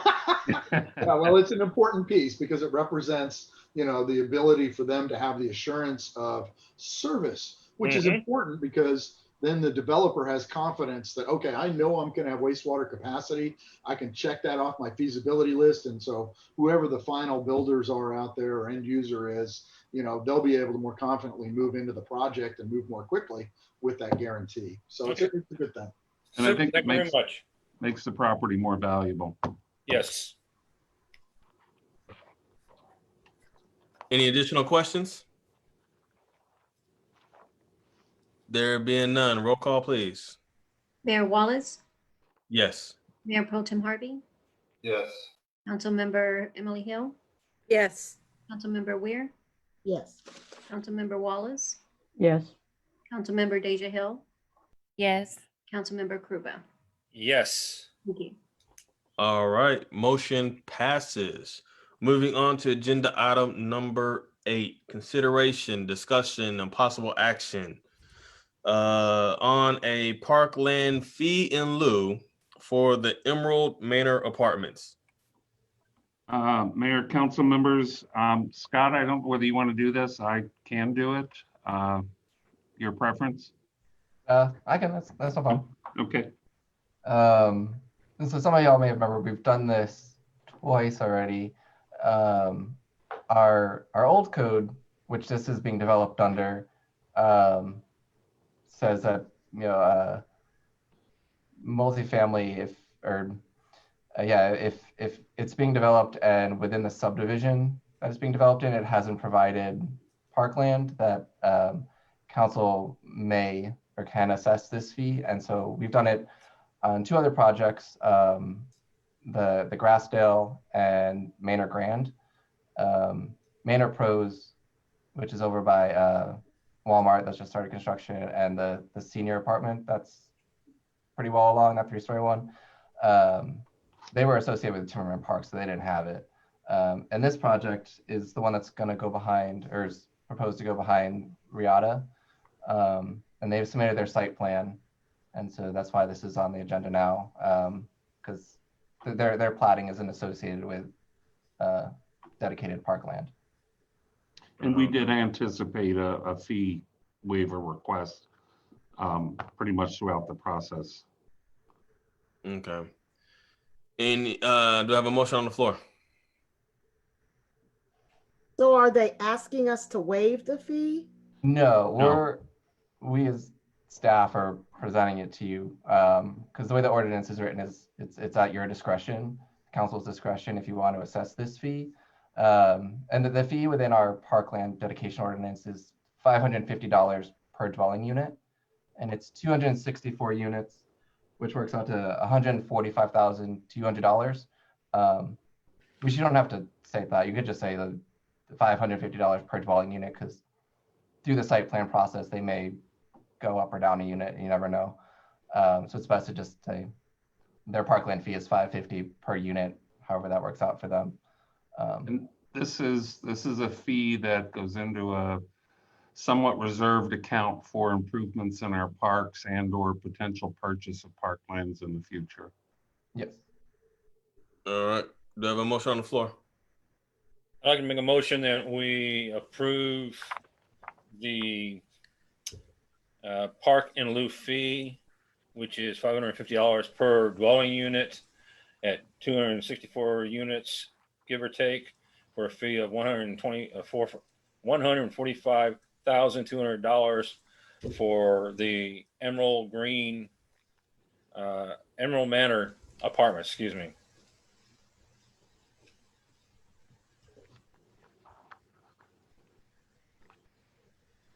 I'm hoping they pronounce it Emerald Manor Apartments, but That's a manor. I'm hoping. I will amend my. You're fine. Okay. Fine. All right. It's been so motion. Do I have a second? A second. And questions to the motion? I have a question. So I would just want a better understanding, Scott. I'm sorry, I was trying to ask questions. I was waiting for now to ask questions that I didn't understand. But so we're adding the fee in there, not because there won't be enough space for them to do their normal, I guess, what's in our ordinance already. And so it'll just go into a different pot. Yeah, For other improvements. Sorry. So we have a requirement for open space. And so that's essentially like their private open space, their pool. I think they're gonna have like a beer garden kind of outdoor area. Just their amenitized open space that's for the residents. So we have a standard of that, which is like 1 acre per 100 units under the old code. But then there's also, the separate parkland, the dedicated city parkland requirement for all subdivisions, which, once you get under, the 5 acres, the city doesn't have to accept it. And then there's this combination of 3 acres and a fee. But with apartments and smaller developments, but mostly apartments, they're only 10-acre tracts, 15-acre tracts. And so if you're saying half of that, a third of that needs to be city parkland, you end up with all these tiny little parks everywhere, and then the projects aren't feasible. And so that's why there's this option to just pay the fee instead of dedicating the parkland on their property, which is only 10 acres. And so that's why the code says, if that parkland is satisfied within the subdivision that the apartments are going in, you don't have to pay that. The fee doesn't have to be assessed. So like I said, Manor Commons across from Walmart has 22 acres worth of timber and park that it's right next to. This project doesn't have that. Under the new code, I'll just say that this is probably the last time you'll ever get this, because when we redid the zoning code, but also the site development code, we just wrote in there that if a residential development requires a site plan, so apartments, townhomes that are built on common property, so like condo regimes, they just pay this fee. It's not a council discretion. It's just you pay the parkland fee. It's just not feasible for them to develop with the amount of parkland they'd have to dedicate to the city. So this gives us the option with that money to make improvements in our existing parks and/or buy other land for future parks. Sorry, you didn't hear me say that. Okay. Okay. But that doesn't mean that they're not going to have, like Scott was saying, they at least have their own other public park areas, like their pool and things like that, and their smaller green spaces. But because it didn't meet the original ordinance, then it's just going to be that the regular $550 per dwelling fee, right? Yeah, they have their private amenity spaces. So like, so the pool, this beer garden area, small dog park, but there's no public parkland, which is normally a requirement with subdivision. Okay. And we do not generally get into an issue with them meeting their open area requirements. It's just the parkland that they don't have room for. Okay. No, that sounds good. I think that makes sense now. Thank you. Any additional questions? There being none, roll call, please. Mayor Wallace, Yes. Mayor Pro Tem Harvey, Yes. Councilmember Emily Hill, Yes. Councilmember Weir, Yes. Councilmember Wallace, Yes. Councilmember Deja Hill, Yes. Member Krupa. Yes.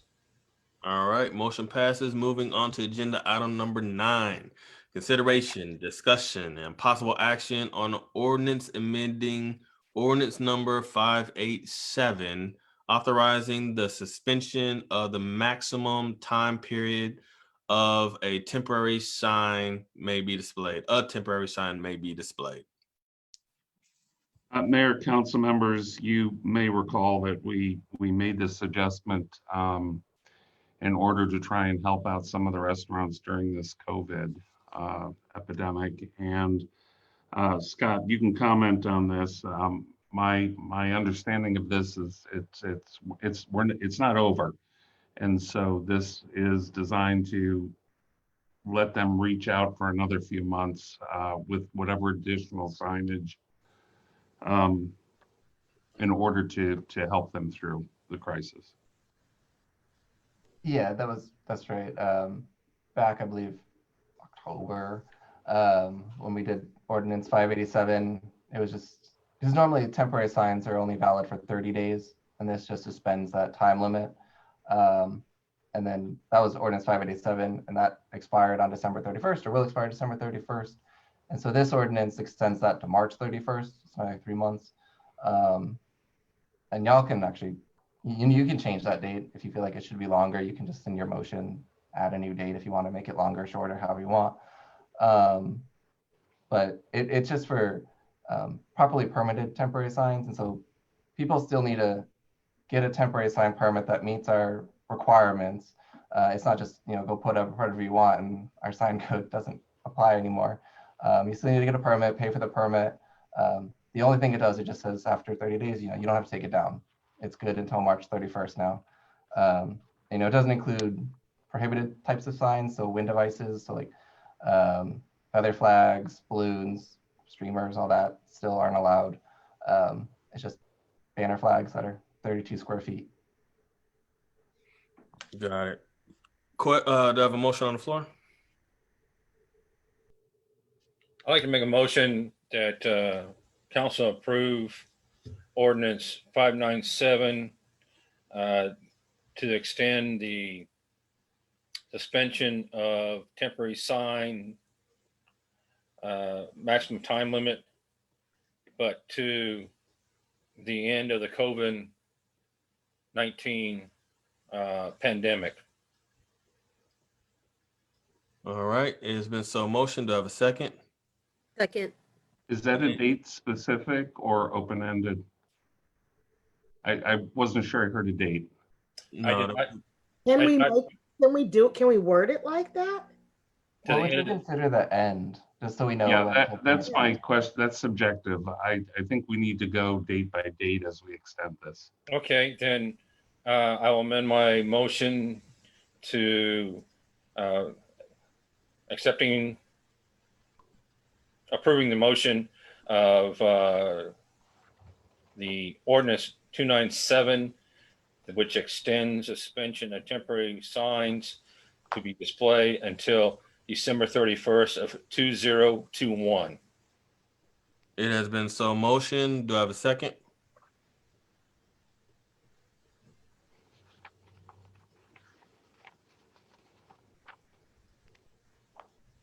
Going once. Going twice. Going 3 times. Motion fails. Do I have another motion on the floor?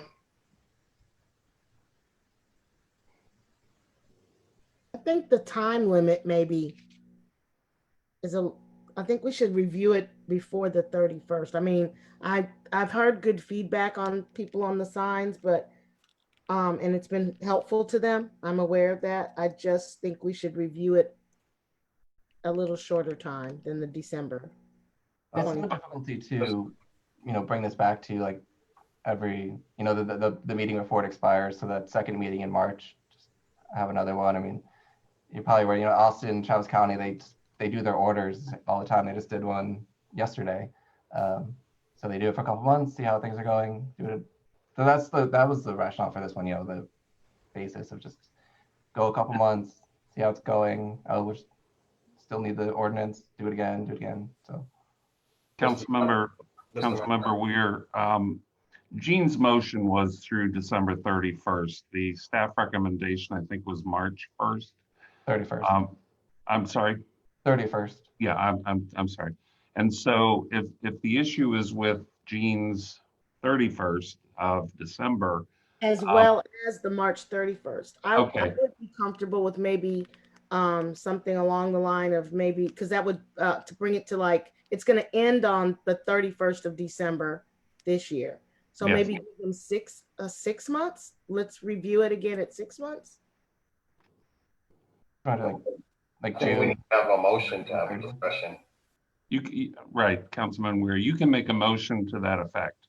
I'd like to make a motion that we make the date instead of staff recommendation of March 31st, 2021, perhaps June 30th of 2021.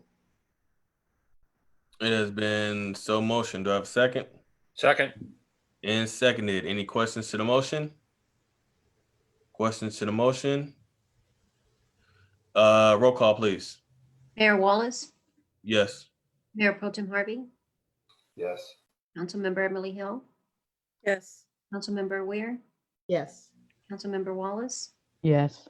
Councilmember Deja Hill, Yes. Councilmember Krupa. Yes. Thank you. All right. Motion passes. Moving on. Mayor, if I could, I don't know what day the 30th falls on in June. I don't have the calendar in front of me, but we'll make sure we get that to you the second meeting of June. Okay. No problem. Where we at? Agenda item number 10. Yep. Consideration, discussion of possible action on an ordinance amending the Manor Code of Ordinances, Chapter 1, General Provision, Article 1.04, Section 1.04002, Rules of Procedure. Mayor, council members, I know Paige is online too, and she may be able to chime in. My understanding is that this is the result of some of the changes that you, Mayor, had asked to be made to the council rules of procedure, specifically what rules could be suspended, and adding standard committees, also adding some samples for the rules, added public hearing order of business, and there's 2 exhibits at the end with regard to how motions and terms of things of that sort.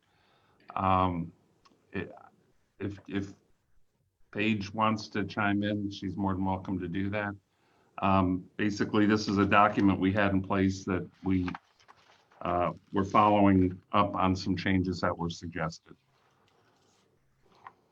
And I'm happy to chime in. That's the information that Tom provided you is correct. Just a little bit of detail on this. There's a provision in the rules of council that provide for the council to be able to suspend rules, but there are certain ones that cannot be suspended. So the rules were updated to provide a list of those that cannot be suspended and give you a reference just so it's easier for you to administer these rules. Now we have a list here, but there's always there could be something left out. So these are the main items that you cannot suspend. It's not an exclusive list though. Got it. So point of clarity for the council. This was when we were going through, I think this was what, from our onboarding last year and reviewing the documents, and this was just feedback from council of highlighting points of additional clarity. So there was no misconception of interpretation on what council may be able to do based on the wording at the time. So this was just one of those attempts to provide additional clarity, just so people didn't read it one way and think they could do something and be totally off basis. So with that, do I have a motion on the floor?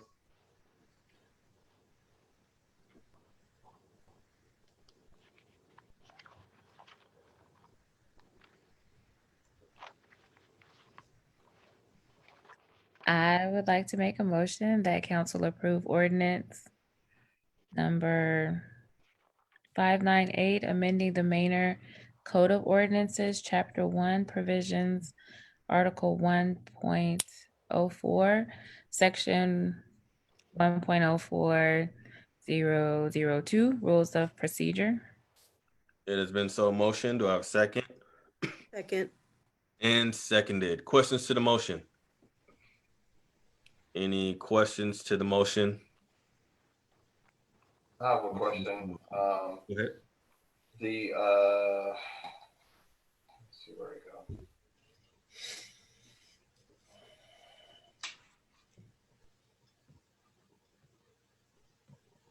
All right, the council rules was adopted. That was ordinance 516, and now it's 598. So what changed on that? Or what was updated? The list that I went through, what rules could be suspended, and I think Dave said some couldn't be suspended, but the list provides that clarity. We did add some of the standard committees that council had said they wanted to appoint. There were some samples for the rules that were provided. And it added for public hearing, order of business. And then lastly, some motion terms and just general definitions. And what the motions mean and how they should move forward. Any additional questions? No, I think I had froze up a little bit, so I missed that part. That's why I was asking again. Thank you. Okay. And the number change to 598 is just the order in which we've passed that many ordinances. Got it. Oh, there have been no additional questions. Roll call, please. Mayor Wallace, Yes. Mayor Pro Tem Harvey, Yes. Councilmember Emily Hill, Yes. Councilmember Weir, Yes. Councilmember Wallace, Yes. Councilmember Deja Hill, Yes. Councilmember Krupa. Yes. Thank you. Motion passes. Moving on to agenda item number 11, consideration, discussion, and possible action on the appointment of a Manor City Council member to the Tax Increment Reinvestment Zone Board of Directors. Mayor, council members, this is back before you because you've had a council member or two change. And so this will specifically identify the members of the TERS committee. And again, it's just because of the council change. Got it. Who's on there right now?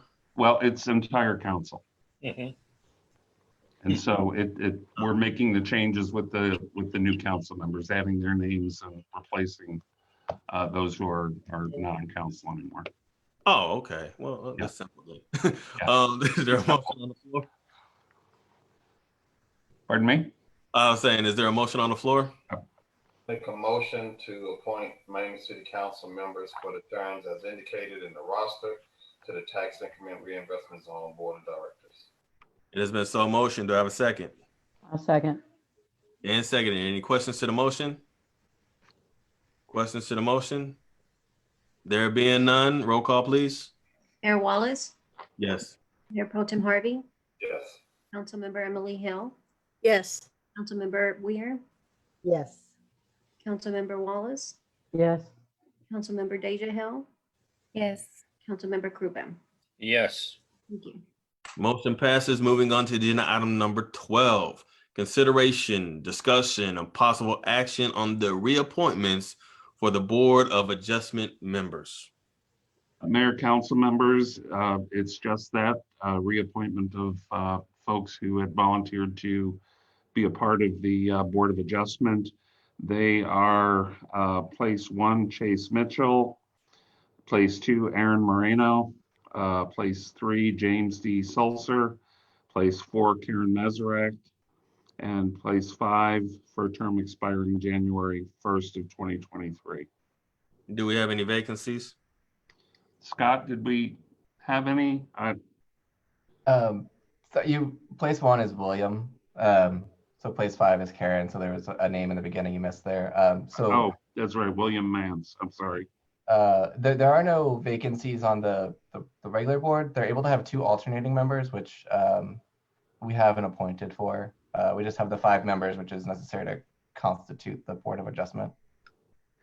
Got it. So we got 5, but 2, if anybody watching or knows anybody, we would gladly love to have 2 to rotate. Cool. Do we have a? I think we already have 2 to rotate. Do we? Okay. No.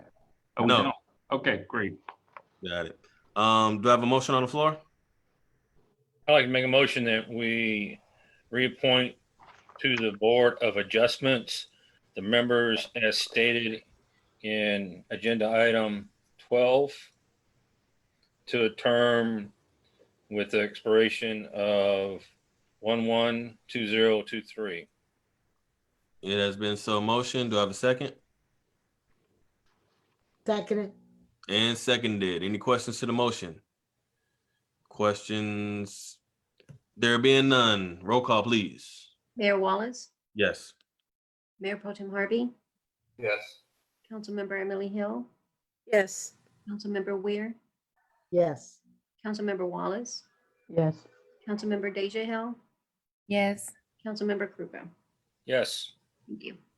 Motion passes. Moving on to agenda item number 13, consideration, discussion, and possible action on the appointment of the Park Committee plus 2 planning and zoning commissioners to serve as the Public Tree Advisory Board and chairperson to serve a 1-year term.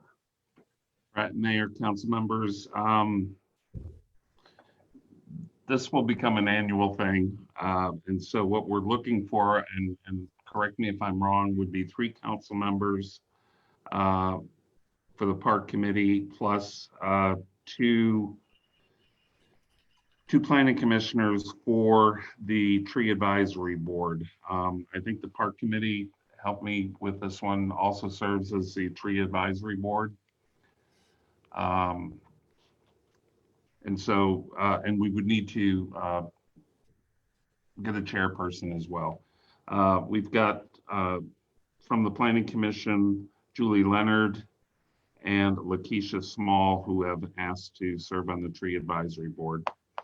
And then we'll need to appoint a chairperson to a 1-year term. Do I have any nominations from council to serve on the Park Committee? Mayor, I thought we already did the you park. already did. You're appointing the Okay. Park Committee plus you're only adding the 2 members tonight. So it's the Thank Park you. Committee members. Okay. Yeah, and Deja's our chairperson. She's our Oh, leader. my bad. I'm trying. No, we can't. Yeah, we got to keep her in there. Yeah. Okay. Yeah, so she's the chair of the My park. bad. That's what we All right. voted for last time. Good Deja's point like, of when order did there. that Good happen? order, y'all. All right. Do I have a motion on the floor for the appointments? I'm sorry, could we get the names again? Yes, it's Julie Leonard and Okay. Lakeisha Small. Okay. I'll make the motion. Sorry, Dr. Harvey, Councilmember Harvey. As UB was going to say, Councilmember Deja Hill, she's chairperson for the Park Committee. So there can be a different chair for the Tree Advisory Board. It can also be Councilmember Hill, but it can also be someone separate. Thank you, Scott. Don't let her off the hook. Yeah, Scott, no. I'll make a motion that City Council appoint the Park Committee plus Planning and Zoning Commission Vice Chair Julie Leonard and Commissioner Lakeisha Small to serve as the Tree Advisory Board and appoint a chairperson of, I guess, the chair, Lakeisha Small, to serve 1 year term. It has been so motion. Do I have a second? I second. And seconded by Councilwoman Wallace. Any questions to the motion? Questions? There being none. I Roll have call, one. please. Okay, what's up? Is it okay if, is it okay? Can we make Commissioner Lakeisha Small the chairperson without her approval? Well, I'm glad you asked that, because I was going to say that we could move forward with that, but if she declined, we'd have to bring it back and choose another chairperson. Which means Deja would step up again. I'm not saying that. Thank you, Tom. Yeah, let's go ahead and go with Lakeisha and Deja as the secondary. Yeah. Yes. Any additional questions to the motion? No further questions. All right, roll call, please. Mayor Wallace, Yes. Mayor Pro Tem Harvey, Yes. Councilmember Emily Hill, Yes. Councilmember Weir, Yes. Councilmember Wallace, Yes. Councilmember Deja Hill, Yes. Councilmember Krupa. Yes. All right, thank you. Motion passes. Moving on to agenda item number 14. Consideration, discussion, and possible action on the appointment of 3 education committee council members and chairperson to serve a 1-year term. That's me. So we talked about this last meeting, and I don't think we need to go into me rehashing what we talked about, but I will leave it to the floor for nominations. Oh, wait, we have to approve, right? Approve the committee first, then do nominations? Well, what No. we have here is just to appoint 3 education committee. This is an ad hoc at this point. Okay, got it. Do I have any nominations to serve on the education committee?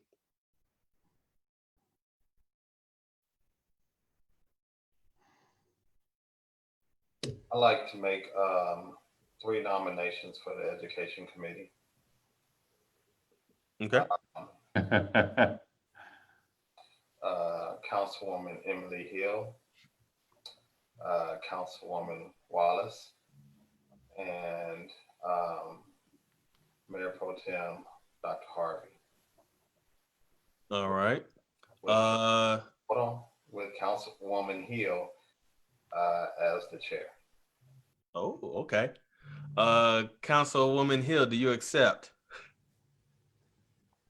You said no? I'll accept. All right. Councilwoman Wallace, do you accept? I accept. Mayor Pro Tem, do you accept? Yes, sir. You said no? Okay. All right. Do I have a motion on the floor? I would like to make a motion that we approve those 3 members to be on the education committee and Emily Hill as the chairperson for the education committee. It has been so motion. Do I have a second? Second. And seconded by Councilman Krupa. Questions to the motion?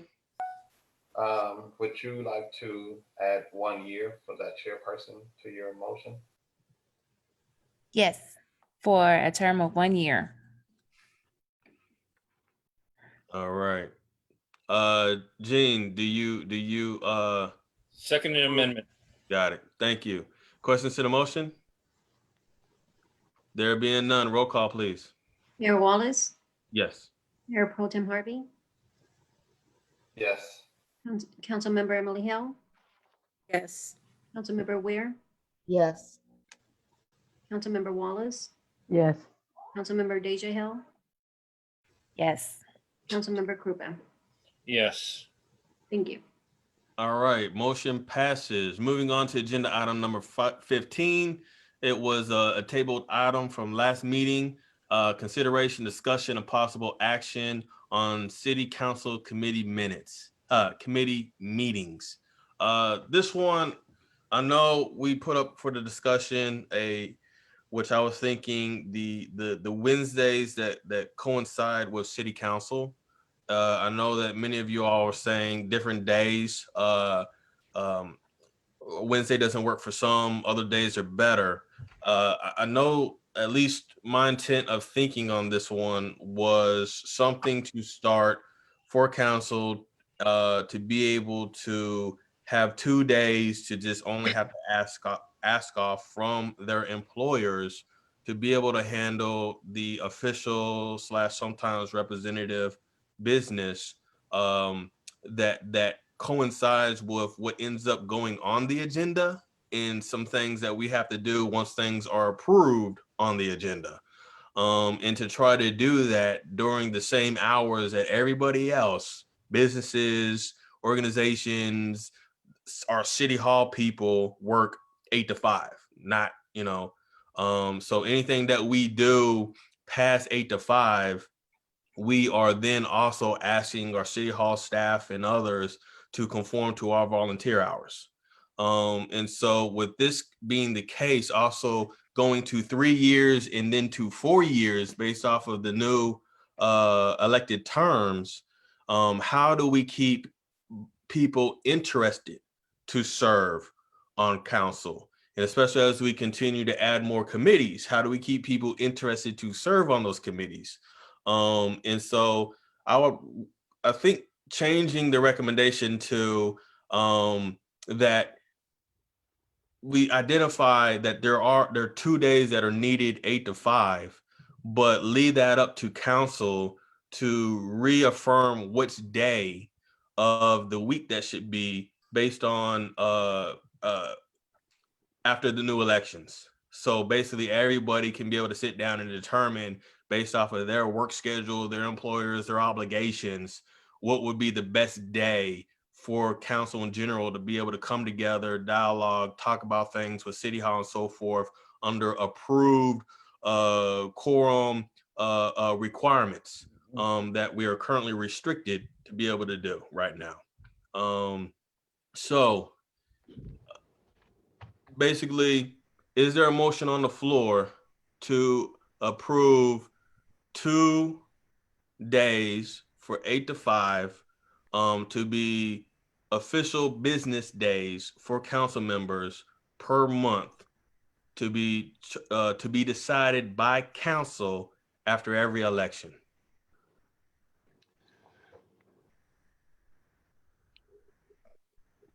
Can we amend that to the specific council committees? What do you mean, Gene? Because not all committees can meet at the same time. So if we amended it to the committees that the council members are participating in, we would have actually a bigger subset to work with. Right. And so the intent would be whatever committees could be aligned with those 2 days, that's what would happen. But it also gives 2 dedicated days for workshops. Because right now we're doing all workshops on Saturdays, which again, anytime we meet, the secretary has to be there, right, to include potentially the city manager and other staff to support whatever questions we have. So it's almost a thing of, in order for us to be able to do what we need to do, we unfortunately are making them work even more hours and evenings and weekends because we don't have dedicated time to handle that business during normal office hours. I definitely see what you're saying, Mayor. How would we decide the days? And my recommendation is, because these are not paid positions, so therefore you don't really have any advocacy to your employers to take time off, right? That council, after elections in November, one of those first meetings that happen is council that's determining amongst themselves which would be those 2 days. And that would probably last for about 2 years, since we're now going to 4-year terms. So for 2 years, based upon who's in the seat, it may be a Monday, and then once elections happen again, council would determine, and it may change to a Wednesday. but because everybody would have different schedules, because it's not paid positions, council would have to come to a decision of which day works best for everybody to come together. What will be the consequences for absences, especially if employers have to give permission? Right now, it's our positions as elected officials is not covered by state legislation. It's not being called to do jury duty. Is not covered under armed forces services. It's basically considered like any other volunteer position. You're doing it just out of the goodwill of your heart. My question is, what is the consequences for council members missing meetings? Because if this goes into play, the expectation is that 2 days a week we will be gone from work, and if an employer is not supportive of that, that will be absences. And is it 2 days a week or was it 2 times a month? Two times a month. Either way, it would still be absences, and we have ordinances regarding our absences and being removed. Yeah, but I would also say too, Harvey, you got absences already occurring now with all the different meetings going on. So do we try to consolidate all of that to just 2 days, or someone ends up having multiple times throughout the week or throughout the month that they have to keep asking off, not only during the week, or not just during the week, but maybe even on the weekend, or taking time away from their families in the evening. And I would say in this sense, it's almost a way of being able to say to someone, look, if you're interested in serving on council, it's not going to be a calendar of, I don't know when you're going to have to sit on committees, because you're going to have to decide that once you get on the committee, to, hey, most of your stuff is going to be on 2 days during the month. And then you're also going to have your 2 city council meetings. So your workshops, most of your committees should only have to be hopefully on 2 days. Mayor, maybe I can help a little bit too.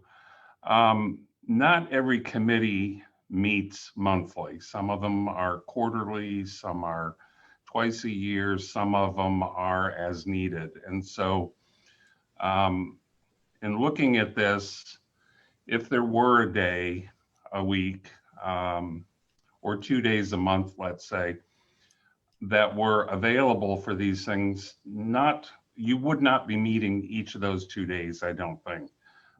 The committees don't meet that regularly. I think what the mayor's asking for is just that there is a time that we could feel comfortable scheduling these things on 2 days out of the month. And whatever days those are, whether it's Monday through Friday.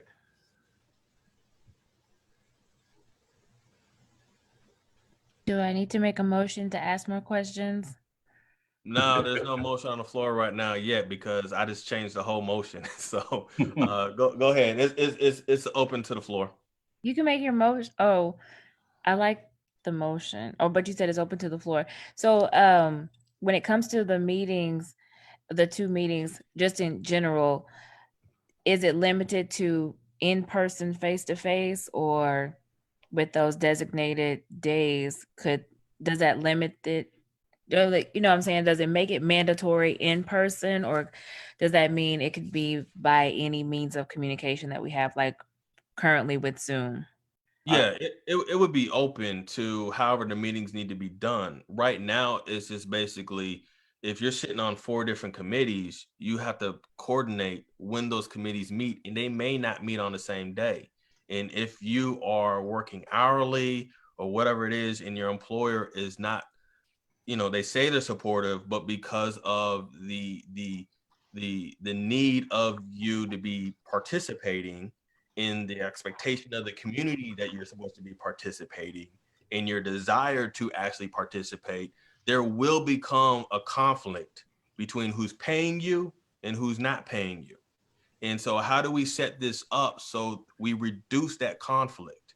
And plus, when it comes to wanting to do workshops, to have these conversations that we're having about things more than just the normal utilities construction, right? We have to coordinate times on calendars, but right now, none of them have ever been on the weekday. none of them, all of them have either been in the evening or they've been on the weekend. Most of our committees that we've had all year and last year have been in the afternoon. Some of you all have had them back to back, but some of us have met 2 or 3 times during the week, in addition to the city council meeting. Luckily, most of us had the downtime because of what was going on with COVID. So the unfortunate luck. But what happens when everything goes back to normal, the working, and we got more things we're doing now?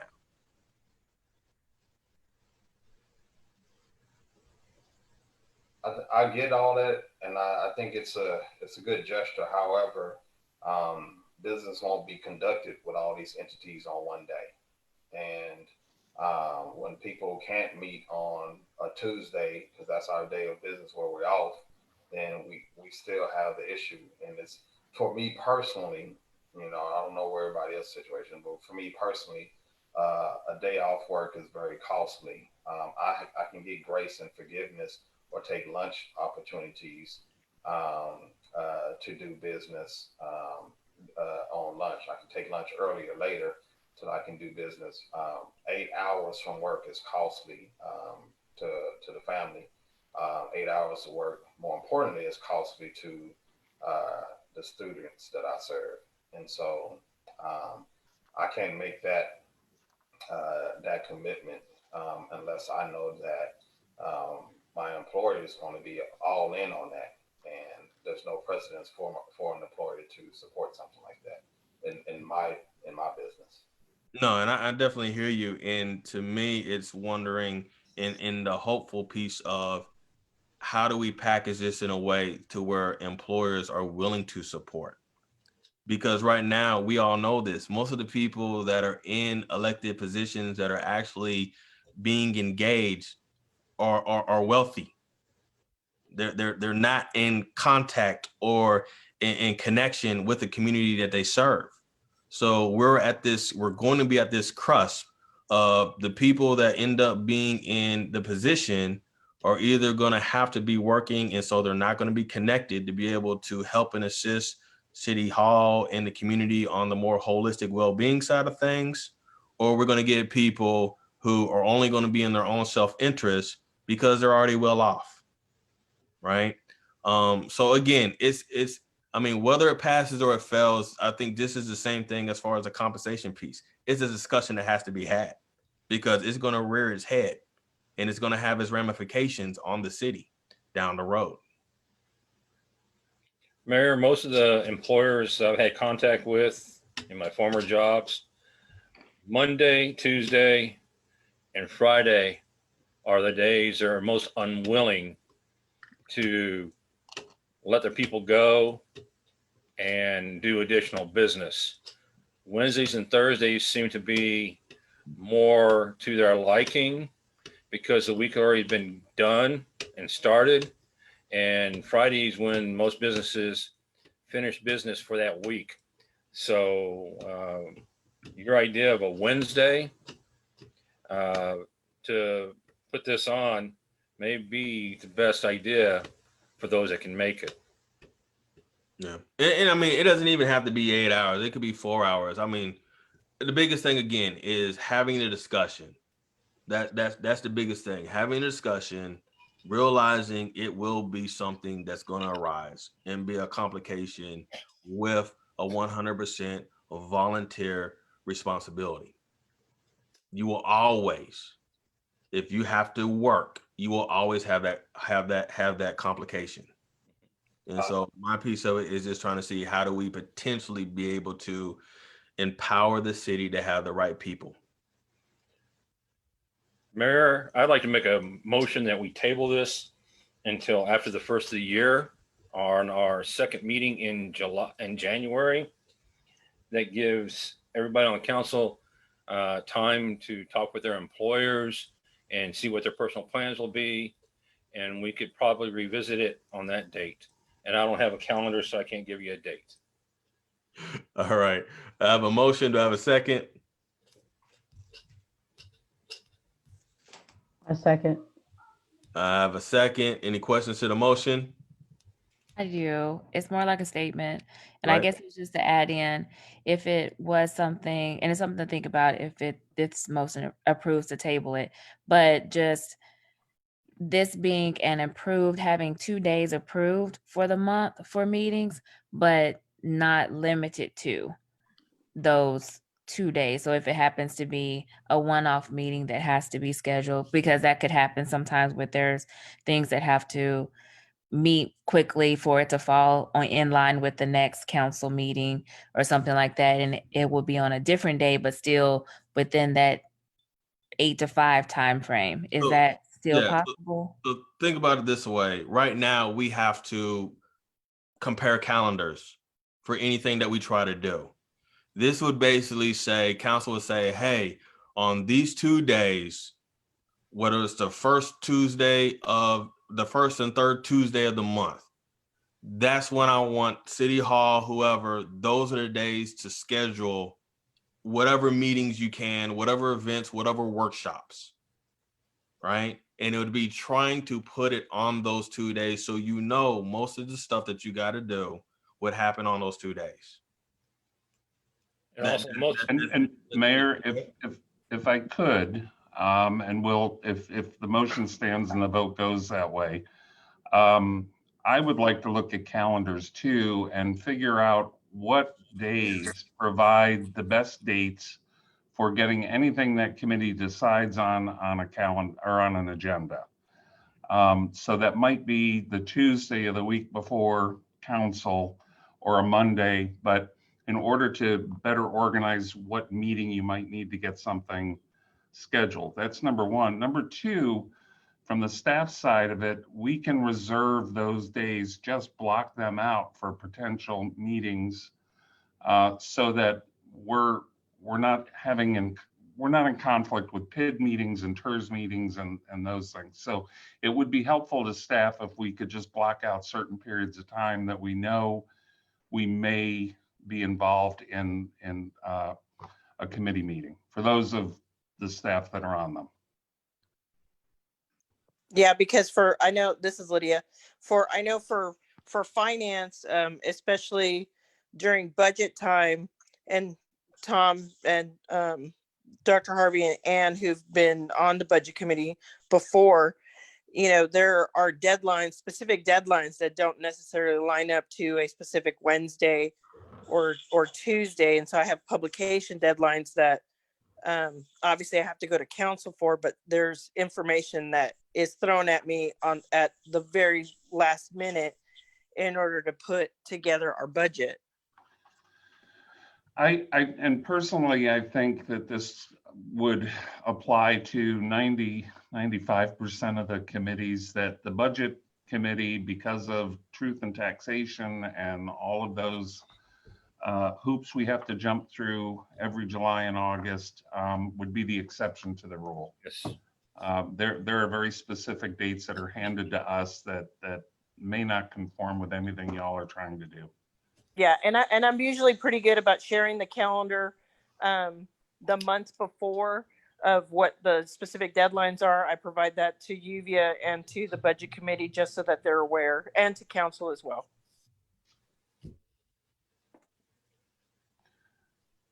I just see budget as being the only exception to whatever rule you might decide on.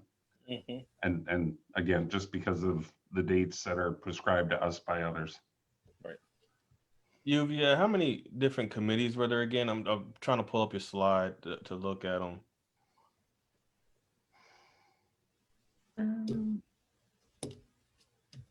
I think it was like 9 of them, right? The Parks Committee, the Emergency Management Committee, the Budget Committee, the Slide PID, 75. Education. You just did the Education Committee, and then the Tree Advisory. And that doesn't include the Community Collaborative Committee, the Economic Development Committee, the Public Safety Committee, the Emergency Management Committee. I said Emergency Management. You did? Okay. So that basically is just, I think y'all get where I'm trying to come from. I get where y'all coming from too, but it's also a thing of it may not work for us, but what do we want to put in motion that it may not work for us and it may be sucky for us, but it's the best thing for the city and the best thing for expectation management of new council members.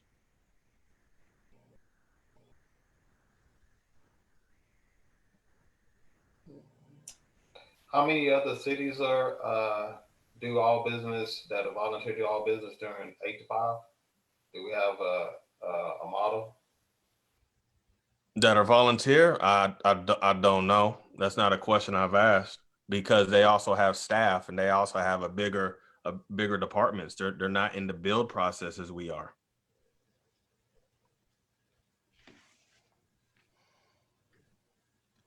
Well, I don't know the answer to that.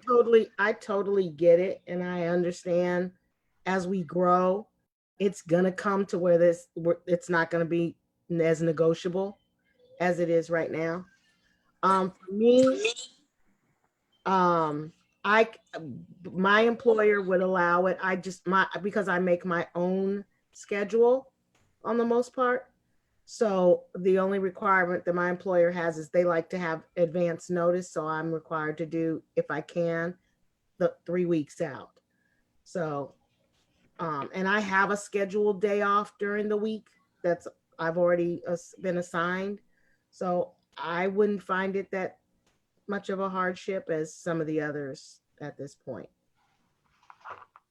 Well, with what Tom said, to get our things on the council agenda, we'd have to have essentially 3 to 5 days so that we could get it on the agenda and give it to Yuvia to be put and posted. So my original motion stands that we wait until after the first of the year. Well, I'm amended after the first meeting of February of 2021. That gives people enough time to get with their employers and to get out of the holiday routine, even how strange it is, and be able to come back to the council and give some very important input that we can actually make some actual informed decisions on where we want to head. One of the things I can have Yuvia do, if she hasn't already, is get you our calendar that is very specific as to when things need to be filed for council. Typically, it's the Wednesday preceding the council. So meeting a Monday or a Tuesday or even a Thursday or a Friday of the week before will still assure getting a spot on the next council if that's what you need to do. So we can get all of our hard and fast dates for agenda items to be submitted to us so that we can get the books put together and packages out to you on Fridays. I think I sent that out already. I can't remember if I sent it to council. Yes. I Okay. don't remember. Yes. And Mayor, there's 9 council committees. Jean, February 17 is the second meeting in February, for your motion. If you're tabling it till February 17. Mayor, then I'd like to amend my motion to table the consideration of possible dates for city council committee meetings until the 17th of February of 2021 to enable us to make an informed decision. And who seconded? I did. You I accepting second. the amendment? Got it. Yes. Questions to the motion? Questions to the motion? Can I say something with that? Yep. If there's just like some homework attached to that, just so that we not only just have the calendar dates in mind, but then also just kind of realizing how much additional, if we're actually meeting during these times, if we happen to have committee meetings during this time, but then also just kind of keep in mind the extra expenses that are being put into place, but then also the timing that we have, like you'll see how many times that you're meeting in your committees and at different off times and things like that, and just kind of tallying that up. But then also like Mayor Pro Tem says about if there are any other cities or other models that are out there that are in a more volunteer position like we are, that are having to make these adjustments, what are they doing with it? Because maybe that information is out there too. But just so that we'll really come in February and be ready for a hard decision to make. And what we can do on our end as much as possible is provide the information on how often some of these committees are required to meet, so that we have a clearer picture on how often you'll need to get together for certain committees. Sound good. Thank you, Tom. All right. So, roll call, please. Mayor Wallace, Yes. Mayor Pro Tem Harvey, Yes. Councilmember Emily Hill, Yes. Councilmember Weir, Yes. Councilmember Wallace, Yes. Councilmember Deja Hill, Yes. Councilmember Krupa. Yes. Okay, thank you. All right. Motion passes. Moving on to agenda item number 16, discuss and consider consenting on the creation of the proposed Travis County Emergency Services District number 17. Mayor, council members, I'm not sure if Chief Ryan Smith is on or not. This went on the agenda Friday late, and so I don't have a lot of information other than we have a petition that they're looking to create a new fire district. Mm-hmm. And we have the petition here. It's so many pages that we couldn't possibly get that all to you. This isn't scheduled for an action item. And so really it's about deliberation. And Chief, if you're here, maybe you could help. Yes, sir. I appreciate y'all having me on this evening. Like for those that haven't met me before, my name is Ryan Smith. I'm the fire chief with Travis County ESD 12. The creation for the ESD 17 is not in the district that serves y'all's area. So this would be coming through city of Pflugerville area, which runs concurrent with ESD 2's boundary. So I'm not speaking to the vote for that or approval of it. I'm just speaking to the creation of an ESD as they are created. So they are to go to petitions to voters inside of the jurisdiction with the creation of an ESD, as ESD 12 was created, that serves the city of Manor in 1996 under Health and Safety Code 775. They have to be petitioned. So you only have to have 100 petitions to get it on the ballot. They ended up having over 700, give or take. The county validated, even though they only have to validate 100, they validated 500. And of the 500, all 500 were within inside the city limits of ESD 2 and were able to vote. So they just stopped at about 500. So it does run the same boundaries as the current ESD 2. In the establishment of ESD 2, it was stated as fire and emergency response.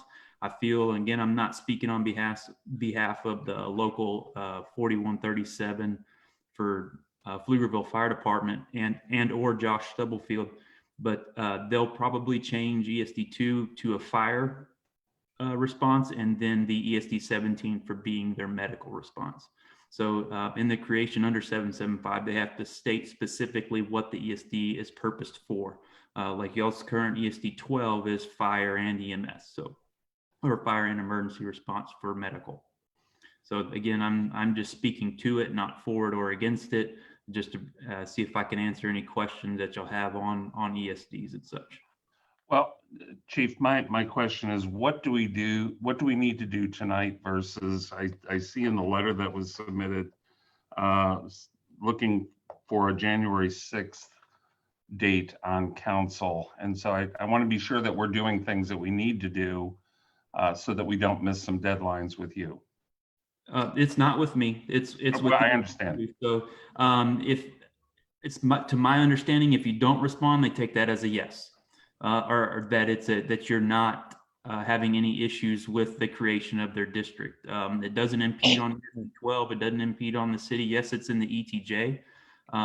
So, I mean, I basically, I guess it's just the consent of that formation in ESD2's boundary, just because it includes your ETJ. So council could tonight, based on the language here, consent to the creation. I would say yes, that y'all could go on the lines of that. I don't know if Paige wants to speak to that or not, but I don't think that there would be any ramifications to the city proper. Okay. Paige, I don't know if you have any input on this or not. Ramifications to the city proper on the creation of the district, is that that's the question? Yes, ma'am. If it's not in the city limits, then it does not have ramifications. And based on what I understand of the petition, it's just requesting area in the ETJ. Where it would have ramification is if that's within the realm of being annexed, then that area that gets put into the district is going to be first in time on the sales tax that gets established to support the district. So if the city comes out there in the future to annex that property, then is there something different there? The sales tax is already gone by the city of. It's already gone. So, and any others that would be boundaried against them, ESD 12 has. So this is only for property tax, and I don't know what they're trying to flex off of property. It can be up to 10 cents as allowed by 775, but I don't know what they would be taxing. Okay. That would be the ramification as a sales tax, but if it's not available because it's already used up, then yeah. Hey, Chief. So basically, just for clarification on this one, is that council would potentially be consenting to District 17, which would be the EMS side. Or so basically the split of 12 to a 17 for to take over the EMS piece of support. Is it going to have the same jurisdictional overlap as District 12? This has nothing to do with ESD 12. Okay. So the district that the ESD 12 that represents the city of Maynard, this has nothing to do with my 95 square miles. This has to do with the city of Pflugerville and Emergency Services District 2. So they would be, ESD 2 would be stating that ESD 2 would be the fire and ESD 17 would be the overlay for EMS. They do run their own ambulances, so that's what they're going after for this. So they're going to be coming over into your territory then? No, sir. No, sir. It's just because the districts, they're submitting that to the city of Maynard because the ETJ, it runs up to their area. Yeah, it bounds our ETJ. And Chief, does it overlap somewhat in any areas? Only on the proposed water treatment plant on Greg Lane. So they're already currently being provided by ESD2? Correct, sir. Okay, got it. Okay. Everywhere that Josh or Stubblefield in the 4137 is referencing in this document is currently being served by ESD2. It does not go past those boundaries. Got it. Okay. So they just wanted to split up and be more focalized services. Got it. Okay. I'm glad you're here to explain all that. I do the best I can. Yeah. Is there a motion on the floor? Mayor, I'd like to make a motion that the City Council of Maynard consents to the creation of the proposed Travis County Emergency Service District number 17. Do I have a second? Second. And properly seconded. Questions to the motion? Questions to the motion? There being none, roll call, please. Mayor Wallace, Yes. Mayor Pro Tem Harvey. Harvey, I abstain. Or no. no, okay. Councilmember Emily Hill, Abstain. Any more info? so no, okay. Councilmember Wallace, Yes. Councilmember Deja Hill, Sorry. Yes. Councilmember Krupa. Yes. All right, motion passes. We are now going to go into executive session. The city council will now convene into executive session pursuant to the provisions of Chapter 551 Texas Government Code in accordance with the authority contained in Section 551.071 Texas Government Code and Section 1.05 Texas Disciplinary Rules of Professional Conduct to consult with legal counsel regarding council member qualifications. Okay, and as you know, I'm going to be moving you over to the breakout room. When you're done, you will need to remove yourself and come back to the main room. Oh. Did I say that out loud? I think Yeah, you did. Everybody's feeling it. Yes. Let's try to make this one not last long.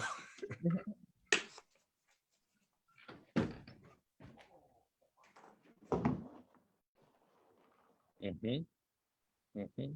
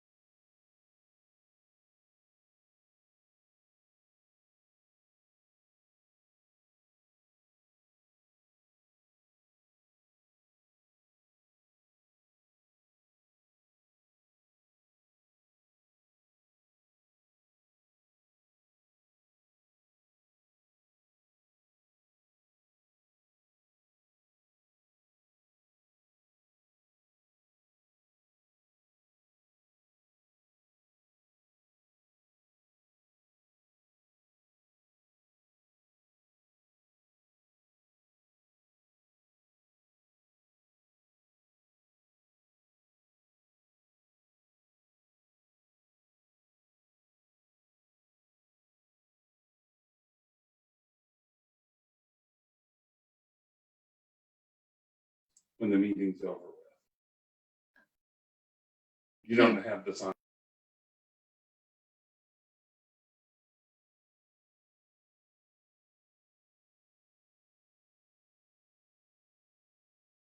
Pages in executive session. I'm still out in the open. I need to Yeah. go into He- executive. He's got to move you over. Heath has to move you to the waiting room. Heath, He may not be aware.